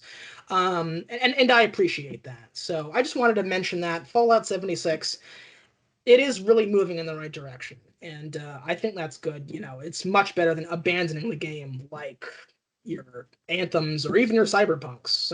Yeah. So the next one I wanted to mention, and I think this is going to really interest you, is the Elder Scrolls Online, new content for that.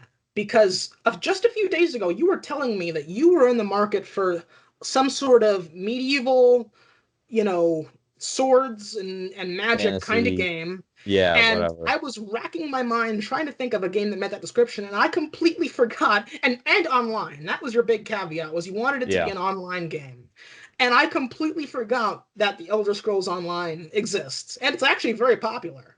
So does that interest you, Elder Scrolls Online? Is that your I kind think of so. thing? I mean, the big thing for me is that like, most of the games I play is typically, with you guys. It's something social. So ideally it would be, I'd find a new game that, we could all get into.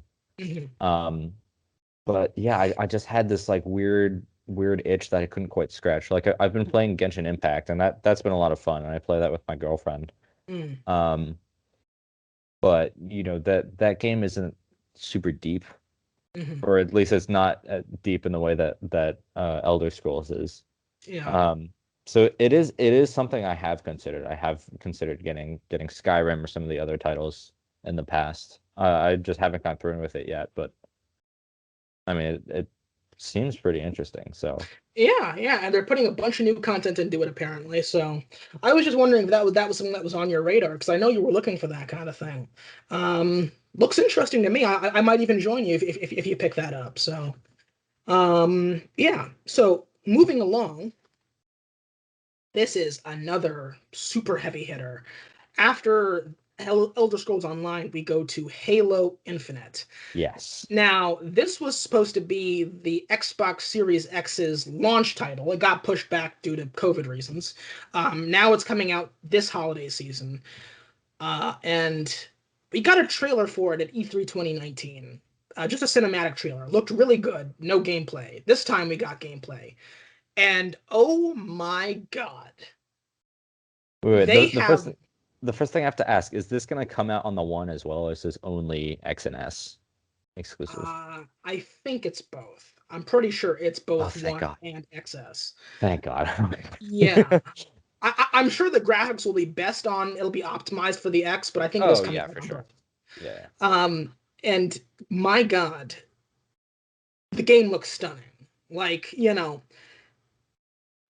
this is going to be a common theme throughout a lot of the games we're going to talk about. But for so long, PlayStation was kind of the assumed home of the best looking games.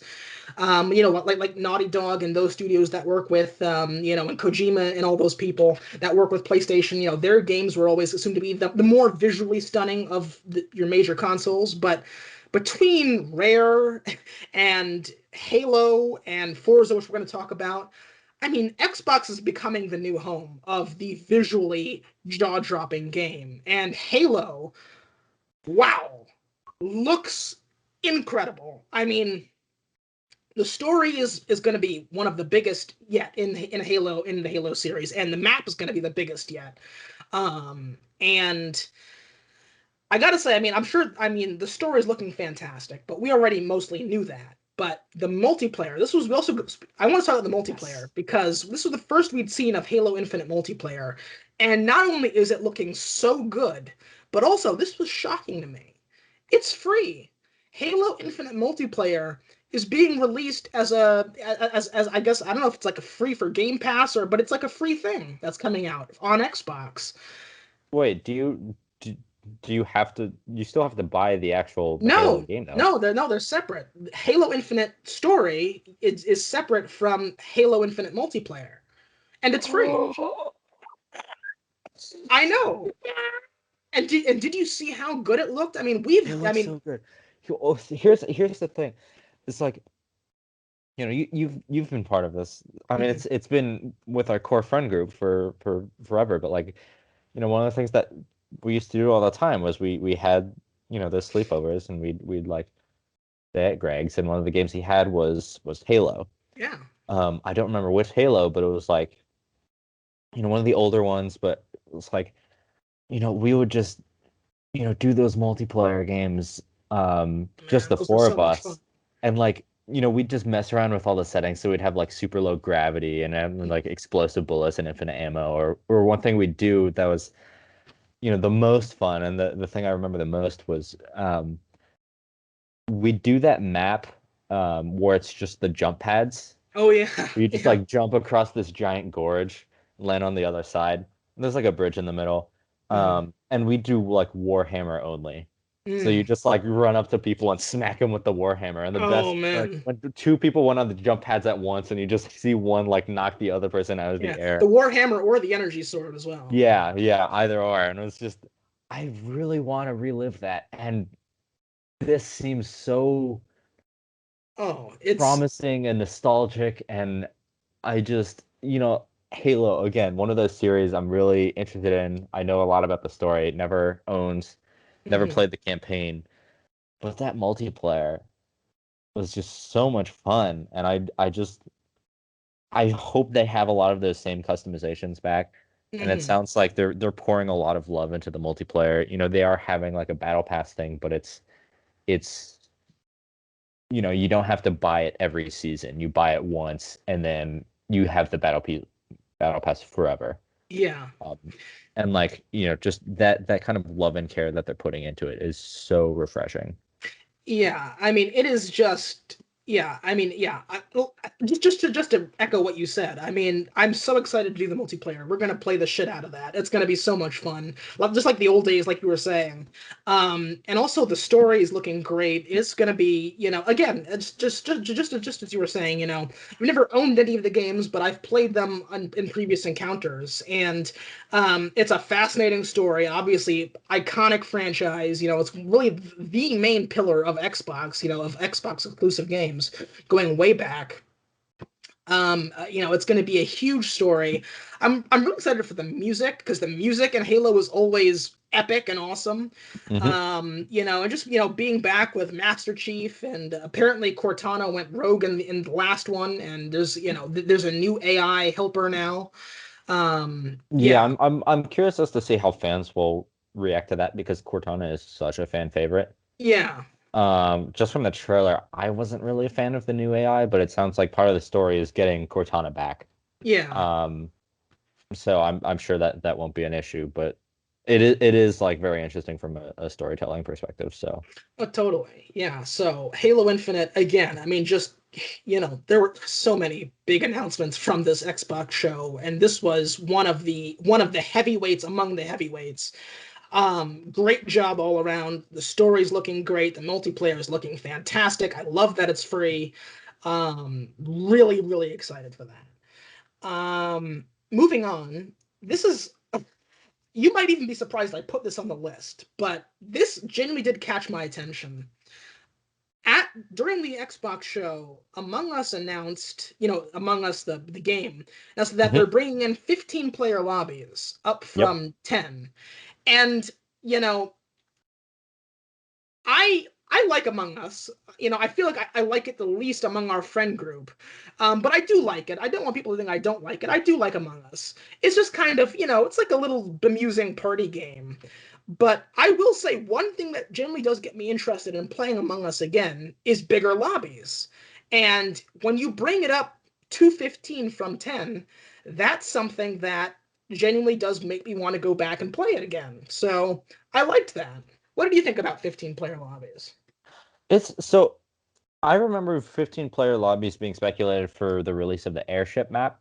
Hmm. So the fact that those were kind of separated was a little interesting. I don't know what slots kind of initial plan was and if that got changed, but it does seem really exciting. The thing for me is that Among Us you're right, it's just kind of like a simple party game. And for me, the most fun I've had with Among Us is when I'm not in a random lobby Mm, talking in the text chat, but instead like with friends and people I know talking in voice chat. right. And if you jump up to a 15-person lobby, it's harder to get 15 people. Sure, Um, yeah. I don't think that's an issue, and I think that'll make it a lot more fun for those text chat options. Hmm. It also just extends the gameplay. Um, like each round just lasts a lot longer. Um, I don't know. I think it could be interesting. More colors is always fun. Yeah. But honestly, I feel like Among Us is kind of following in the shoes of Fortnite, Mm, whereas like it was really cool and really fun for about like 2 months, hmm. and then it didn't die, but it It kind of became became a really, shadow of itself. yeah, it wasn't like cool. It was Right. very young kids who were super interested in it, and that drove away older audiences. Yeah. And I think that's already happening to a degree. But I will say Oh, 15 it already players. has happened for Yeah. Yeah, but I will say 15 players is definitely the kind of thing that can bring me back. What we may have to do is we may have to get our crew together, and so there'll be four, five, six of us, and then we'll go into a 15-person lobby. So we'll make up at least a decent portion of the lobby, if not the entire lobby. But we can still coordinate amongst ourselves in that way. Oh, see what I did there? uh, Uh, I know, I had to do it. Um, but yeah, but yeah, that we'll was see. interesting to me. I would definitely be willing to go back to Among Us with 15 players. Um, The next thing was The Outer Worlds 2. I thought this was really well done. It was just a tease for Outer Worlds 2, but it was really funny It was a because yeah, it was a good trailer. yeah, because they were just mocking all the things they hadn't done yet. And, and they were just showing all the things that you can't expect to see in the final game. And they end the trailer by saying that the only thing that they have worked on so far is the title, The Outer Worlds 2. But I know the first Outer Worlds was really well received, made by the same studio that did Fallout New Vegas. Um, I haven't played it, but I've heard very good things about it. It's been recommended to me numerous times. So it's getting a sequel, and I'm sure a lot of people will be very excited about that. I just thought that was a great teaser the way they the way they did that. So yeah, good on you, Outer Worlds team. So yeah, moving on. This is a game I can't even play, but I'm very, very interested in. Microsoft Flight Simulator.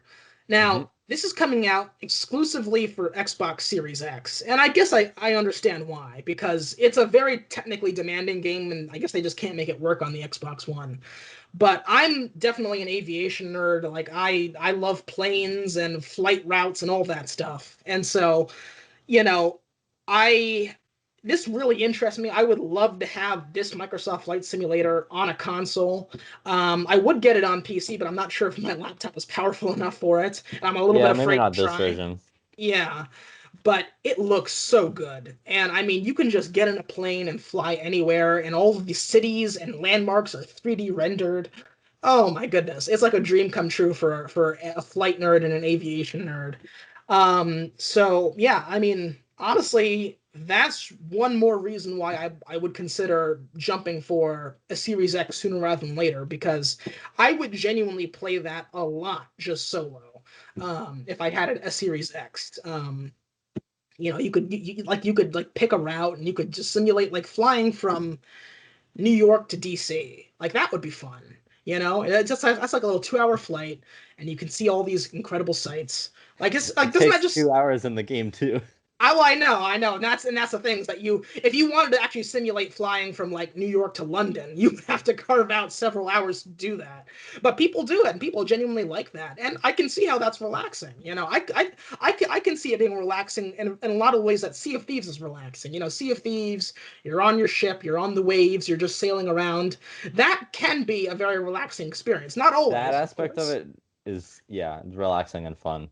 Yeah, and this is just Walking back to your ship and having it burned down and then having your loot stolen. Not yeah. really relaxing, but Yeah, it's not always that relaxing, but oftentimes it can be that relaxing. And I think this could be like the aviation version of that. So, yeah, I loved that. That's definitely an incentive for me to buy a Series X. Big fan of that flight simulator. Never played it, but really intrigued by it. And so, wrapping up, we had two big announcements. The first is Forza Horizon 5, mhm. open world racing game. Looks incredible. The Forza Horizon games have always been known for having excellent graphics. Forza Motorsport too, but you really get to the impact of it in the Horizon because they're open world. You can go anywhere, and they're huge Yeah. maps. This one is set in Mexico, which is really interesting because, as they were saying, I mean, there's such a huge variety of landscapes you can experience within Mexico. Obviously, deserts, rainforests, volcanoes, mountains, cities. It's a really interesting place, a really interesting setting for Forza. And yeah, I was blown away by just how good it looked. I mean, again, I think that's a game that I think our squad would really enjoy because we could all have our own cars and just race around, belt Yeah. around on the beaches and in the cities, and it just seemed like a really interesting game. You've mentioned our friend Greg. I know he's really into the Horizon series. I know he's interested in Mhm. this one in particular. I would certainly join him in buying it if in likely event he gets it. So yeah, the game's budget for 2021 is going to have to go up significantly compared to last year. Yeah, we're gonna have to start like prioritizing But things, and I but mean there's that's good one of news the though. things we'll do um in our kind of follow-up episode when we're trying to figure out what's the number one game to Yeah, get. But but there is good news though because we're going to talk oof. about Game Pass in a moment, and Game Pass changes everything. But yeah, did you have anything that you wanted to say about Forza Horizon 5? All I can say is it looks great, and I'm really excited to play it. Yeah, no, I'm. I'm kind of in the same boat. It seems really cool. There's one small part of the trailer where it wasn't ATVs, but it was like off-roader cars that were like driving through the desert, not on the road. Yeah. And that to me gave kind of a larger emphasis to the fact that this is actually like open world and you can just drive Mhm. anywhere. Yeah. So that stood out to me and that seemed really cool. But Oh, totally. yeah, beautiful game. Yeah, and the last thing the last game I wanted to mention from Xbox Bethesda is this new title from another one from the Bethesda studios is Redfall, which is Hmm. the vampire game, which I gotta say the trailer made it look really interesting. It's like I guess it's a game where there's like a vampire takeover and like you've got these four people with magical abilities or some kind of magic, and they're fighting these vampires, and this looks really cool. Um, no gameplay, but I was really digging it. So, Yeah, it you seems like know, it could be a really interesting original yeah, title. So yeah, like a really cool, just like gothic aesthetic. And I mean, vampires is not like overdone. You're like, we get a lot of yeah, zombies and other stuff, but vampires, you don't see it's that not often. niche, but for video games, it's kind of rare. Yeah.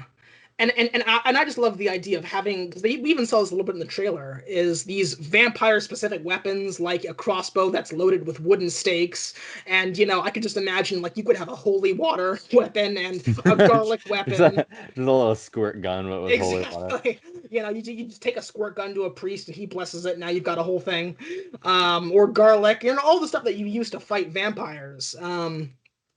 I was just thought that was really interesting. So Redfall, it almost reminds me a little bit of like a Wolfenstein. Like I'm a big fan of the newer Wolfenstein Mm, games, and I kind of got a similar vibe with Redfall. So that's coming out 2022. Looks really interesting. Um, so that was Xbox Bethesda. So a few takeaways. Well, first, I don't want to cut you off. Is there anything else that I missed? um, no, I mean I was just gonna say like we're running a little short on time, so we might have to zoom through Nintendo, but Yeah. and Well, yeah. let's Well, yeah. let's let's wrap up Xbox first. Yeah. We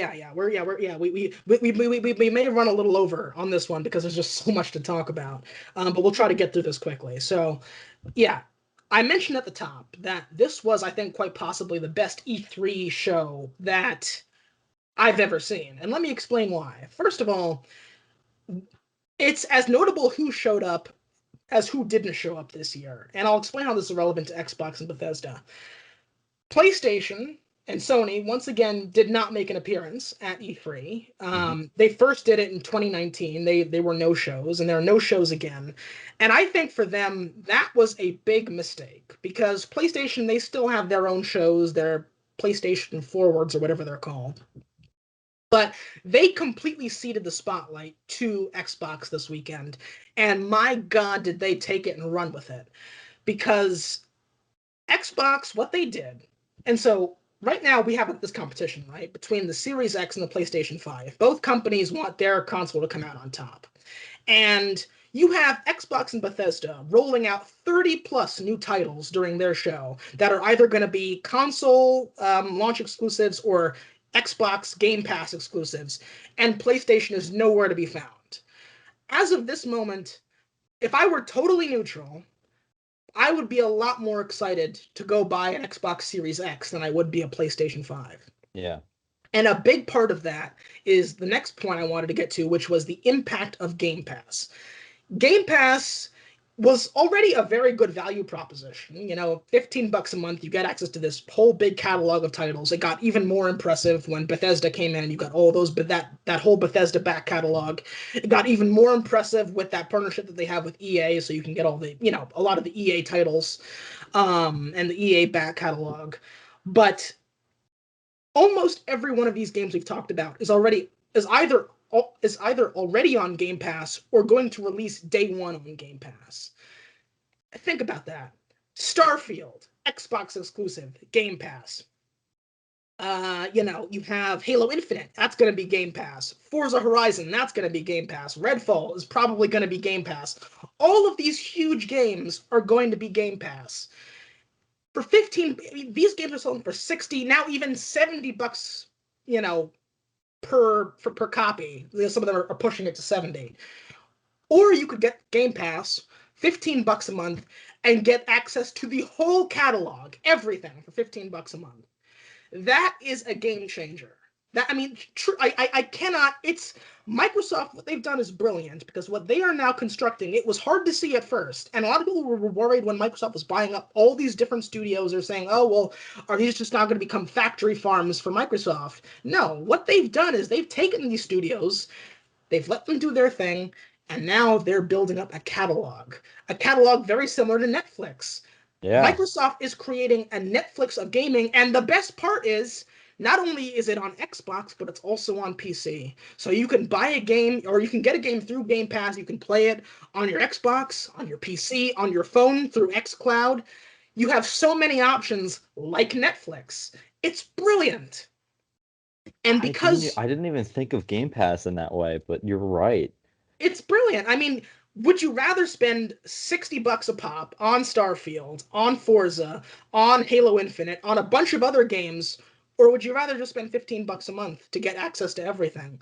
Like, what they've done is they've made Game Pass almost essential if you want to play a lot of these games, because nobody wants to drop 200 plus dollars, at the end of the year on a bunch of new titles. But with Game Pass, $15 a month, Yeah. play them as much as you want. Just keep your subscription going, and you've got access to everything. Bethesda, EA, other Microsoft game studios, everything on Game Pass for $15 a month. It's brilliant. Plus, Xbox Live membership. It's brilliant what they've done. And PlayStation doesn't have that. PlayStation, you've still got to do it the old-fashioned way. You want to buy a game, gotta buy it. You have to buy that game, $60, and yes, you own it. But who has that kind of money for all these new releases? You can see what Microsoft has been working on, and there's so much good stuff coming out, and you can get everything on Game Pass. It's brilliant what they've done. And so that's why I say this is quite possibly the best E3 show I've ever seen, because not only do they have so many titles and so much new content that I'm personally excited in, but I don't have to worry about breaking the bank accessing all of it in the process. Like, I was holding out on subscribing to Game Pass before now, but now once these games start coming out, hell yeah, I'll sign up. I'll sign up, Yeah. and I'll stay signed up. It's a good deal. So yeah, it's brilliant what they've done. So my hat's off to Microsoft. Bethesda is now the new jewel in the crown of the Microsoft empire, and honestly, it's just I have to give them credit because what they've done is not only good from a business standpoint, but it's also good for us, the people who play the games, because we can get so much now for a reasonable price through Game Pass, and that's brilliant. It's good for everyone. So, Yeah. I just It's great. I was also like, Game Pass scared me a little bit because I was like, not that I was worried about it, but just paying for Xbox Live Gold subscription. mhm, It's like this monthly cost. For someone who, just really only plays the games that I own, mhm, it doesn't really make sense to get Game Pass. But with all the stuff that's coming out, you're right. exactly. You'd have to spend like $60 on every single individual game. Yeah, You're looking even just two games, that's $120. But, exactly. if you get Game Pass, then you get, I mean, a countless number of Everything. games because it's all these new releases, but it's all these old releases too. There are plenty of games that like I wanted to try, but I wasn't really sure about buying. Like Minecraft Dungeons, that was something I really wanted to try. I never bought Yeah, it because like I didn't want to spend the money on it. But if I just get Game Pass, you know, it opens up this whole catalog. So it's such a smart system, and I'm wondering if Sony and PlayStation are going to try to copy it after they see the success of it. I think so. I think they'll have to, because I think this is genuinely going to be the future. But here's the Yeah, thing: is that it's just going to be like the market. Exactly. But here's the thing, though. Just like there's only one Netflix, I think that now that Game Pass has kind of been the first out of the gate to do this. I think PlayStation, no matter what they do, even if they replicate it exactly, they're going to be playing catch up to Game Pass because Game Pass already has Bethesda. They already have the partnership with EA. They are way ahead of Sony in terms of creating this ecosystem. So Yeah, even if even if PlayStation, yeah, even if PlayStation is able to create their own Netflix, by that time, you know, the Xbox Game Pass will be Disney Plus and HBO Max and Hulu, and exactly.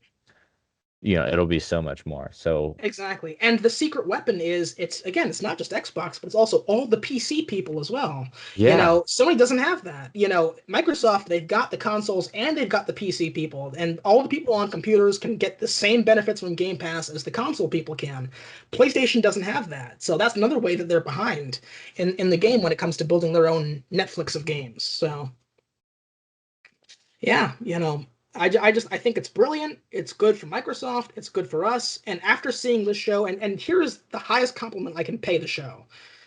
I am so much more inclined to upgrade from my Xbox One to a Series X now after having seen this show than I am to even consider, switching sides and going over to the PlayStation 5. which is There's funny because you were talking about that yeah. the other week. Um, you weren't sure if you were going to stick with Xbox or switch over to PlayStation when it came time to upgrade the console. But I mean, Xbox turned you around. Like they knocked it out of the Yeah. park this I year. mean, honestly, after seeing all this, it's hard to arrive at another conclusion.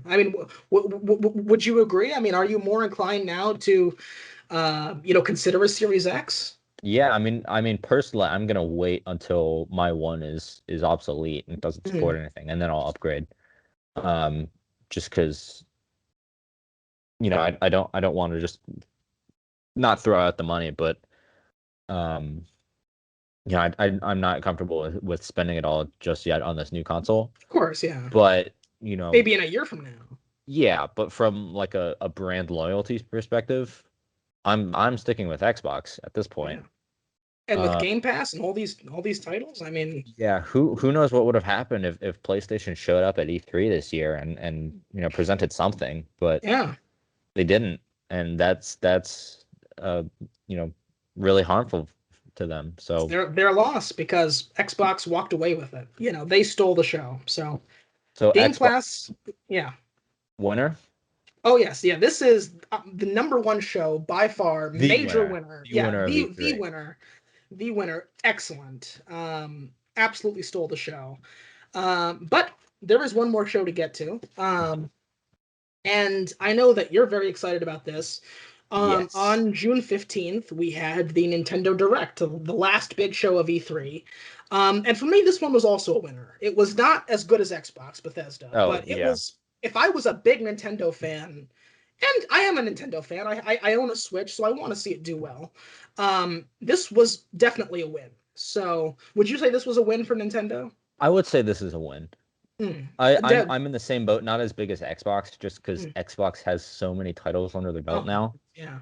But Nintendo is they win every year. They're Mm. they're great. The new Metroid game. It's Mhm. been a long time since there's been a new Metroid, and that's something people have been wanting for a long time. Yeah.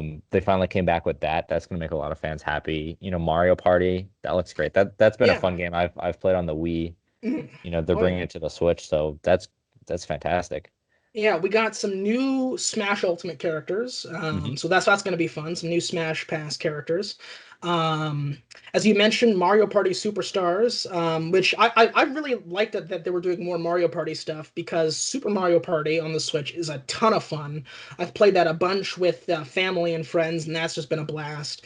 The Um, Switch itself is kind of designed for like co-op games and like playing with other yeah. people and party games specifically. So Mario Party is kind of the perfect Oh Switch yeah. game in a Yeah, way. and, That and, and like and Smash and Mario oh, Kart. And, totally. Yeah. No, it's yeah. Smash Ultimate is a great game. I played through the whole story of that. Fantastic. Um, And yeah, I was just really glad to see Mario Party Superstars. Getting 5 new maps, all the old mini games. That's gonna be a blast. I can definitely see myself playing that with family and just having a great time. As you mentioned, Metroid Dread, probably not for me, but I Yeah, did think it I'm looked, not a Metroid fan myself, but like, yeah, but it looked really cool though, I must say.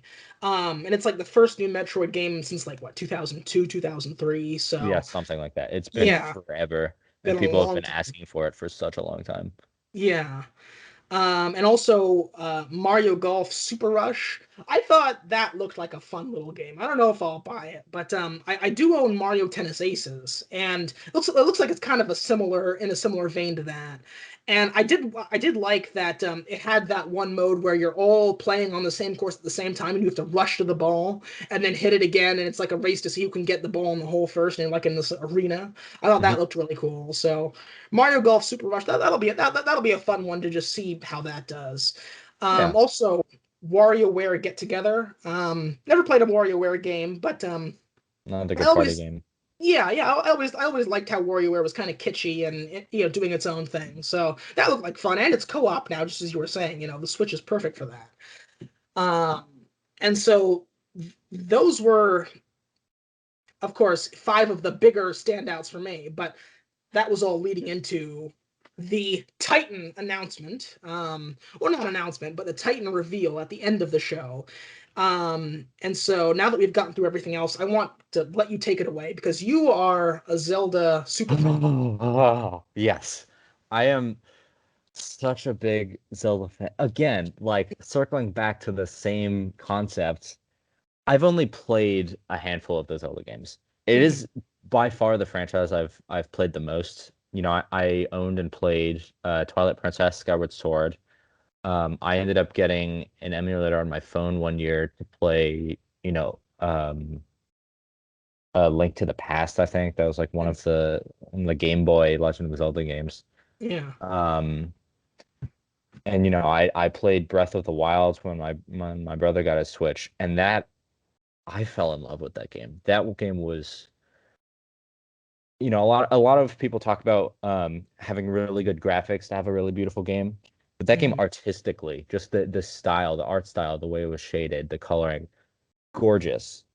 Not realistic, but gorgeous. It kind of has that like anime, almost Studio Ghibli vibe. Yeah. Yeah. Um, Beautiful gameplay was great. They created their own physics engine for this. And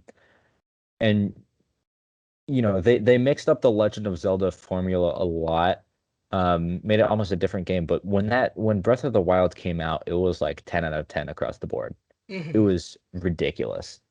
Um, and 2 years ago, they released a teaser that a sequel was in development because they had done some DLC for Breath of the Wild, but at some point they were like, we have too many ideas that we just need to make a whole new game. Yeah. And people were so excited. And then for 2 years, they were just radio silent. Hmm. So now we finally get this trailer.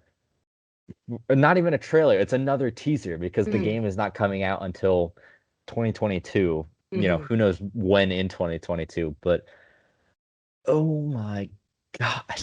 Yeah. I mean, I have to say, I mean, just to give people some context, I remember in 2014, 3 years before Breath of the Wild was released, you you were so excited about just the idea of Breath of the Wild. I mean, this was still when it Yeah. was in its concept stages. It had Yeah, barely been when announced. people were just speculating and Exactly. And I remember how just your eyes lit up talking about how excited you were for that game. And this was 3 years before it ever even came out. And so, I mean, I knew you were going to be thrilled when they announced this sequel. And I know how much you enjoyed Breath of the Wild. I mean, you've spoken to me about it extensively, just how much you enjoyed playing that game, and and just how meaningful you found that whole experience. As you said, just how artistic that game managed to be, as well as a fun experience. And I must say I don't know a ton about the Legend of Zelda series. Never played any of the games, but it sounds like Breath of the Wild and now this sequel means to you kind of what Super Mario Galaxy and its sequel did to me. Like, Yeah. it's just this game where it just you feel like you're a kid again. It's so beautiful and it just transports you to this other world It's just plain fun. and it's just so much fun. In Yeah. its purest form. It's just so fun. And like, Breath of the Wild is like one of those games that like, I didn't play it too much because I don't own the Switch. It's my Mm. brother's. I just borrowed it. But like that's one of those games I could just, play forever and keep coming back to. And Oh yeah. even the same like gameplay loop, it wouldn't really get old. And to see this much new content, like yes, they're kind of basing it off the same map, but they're incorporating these new like floating islands. So they're Mm. expanding the map upwards and maybe downwards into some underground areas. So there's a bunch of new stuff to explore. They're adding new abilities, which means new great gameplay mechanics. Hmm. Just an example, there's in the original Breath of the Wild, you'd come across these camps of what are essentially like little goblins, Mm, and they have yeah. like these wooden structures in the trees, and these little fortresses that they build, and they like attack you, and you could like run up them and tear them down. Yeah. And one of the other enemies in the game were these kind of every once in a while you'd be walking through a field and you pass this boulder and all of a sudden Mm. the boulder just kind of stands up and it's this giant like rock monster with Yeah. these like limbs made of stone and it just kind of starts beefing at you and you have to like climb up it and there's like this gem on its back that you have to destroy to defeat the enemy. Both a lot of fun to play against. In this trailer, we see one of those stone monsters that has this goblin kind of fortress built on its back. Oh And my like God. that's just a small example of how they're expanding the content and building on the content Oh, that's in awesome. such a kind of creative way. It's like it's such a simple change, but it's just so cool. Right. And Yeah. I'm just, we don't really know much about the sequel yet. Again, it's just a second teaser essentially, Yeah. but this like hands down this is the reason why in my book Nintendo was a win. Oh, definitely. I mean, even If as without someone, this I would have probably ranked it behind Ubisoft. mm, um but oh my god.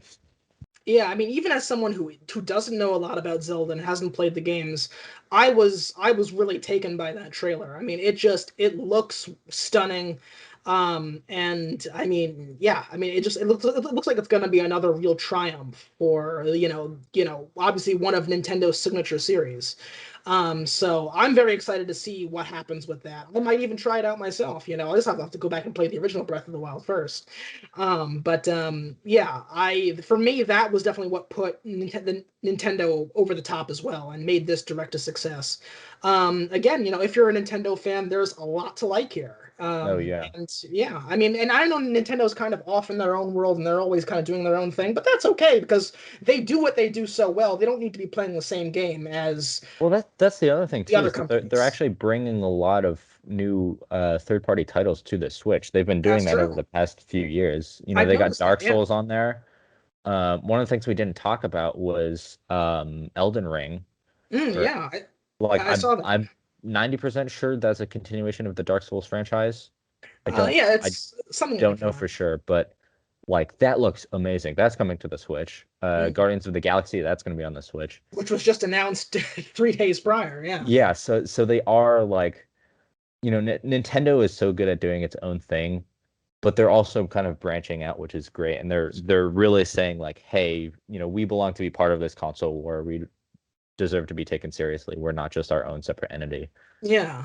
We are a force to be reckoned with, Oh, and totally. they are reckoning. Oh, totally. And if there's one point that I think there's no question on is that as a console, the Nintendo Switch is a triumph. Like I love Oh, my it's Switch. great. It is literally a dream come true where you can have a console that has its own screen that you could just pick up and play anywhere. I will say It's the PS Vita was probably way ahead of its time, it was. but But the Switch is a lot better than the Vita, I must say. yeah, yeah, yeah. So yeah, so as far as the shows go, just to recap, Xbox Bethesda #1, way up here, outstanding, Absolute winner. has the potential to frankly change gaming with Game Pass. Followed by Nintendo Direct, which was also a winner, very good. Followed by Ubisoft at #3, a loser, but only a slight loser. Yeah, Um, it's a close margin. exactly, yeah. And then followed in last place with Summer Games Fest. Again, glad it exists, but I just don't think this was their year. They were Wasn't their kind of year, figuring but out. they'll be back next year. They're gonna kind of ramp up their game. It was a good kind of first show, and Yeah. I think it's safe to say we're both excited to see what they offer next year. Totally. I think this was the year where they're kind of figuring out what they are, and next year I think it'll be bigger. Yeah. Um, and yeah, PlayStation didn't bother to show up to their detriment.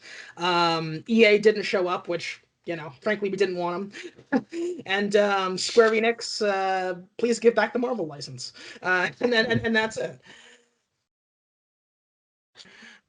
And everybody else after that. Yeah, no, I think that's so funny. The real losers of E3 this year were just EA and Sony. Yeah, EA, yeah. I mean, EA has good games, but my goodness, what a terrible company. Oh, No, the worst. honestly, what a The terrible worst. company. So yeah, those were our E3 winners and losers. Again, I mean, it's just the reason we're so excited and we've gone on so long talking about it is because it's just so good to have so many games to feel excited about again. It feels like after this weekend, gaming really is back after being on ice for over a year. And that's a great feeling. That's a really Yeah. great feeling. So, we were so excited to get out to come out here and talk about a lot of these shows and a lot of these games. And as you alluded to earlier, later this week, we're actually going to do a roundtable episode, our first ever observations with friends, where we're going to talk about what our specific top 5 games coming out of this E3 weekend were. So expect that in a few days. Yeah. It'll be exciting. Absolutely. Um, Unfortunately, we are 2 hours into our 90-minute recording, so we're a bit over time and have to do a quick wrap up, but I think it's safe to say, you know, Microsoft, Xbox for sure winner of this year, Absolutely. hands Absolutely. down. Absolutely. And yes, thank you all so much out there for sticking with us and listening to our thoughts. And yes, We'll see you next episode. yeah, we'll see you, and just thank you so much for supporting what we do and liking and subscribing and everything else. It makes this show possible. So thank you, and we will see you very soon.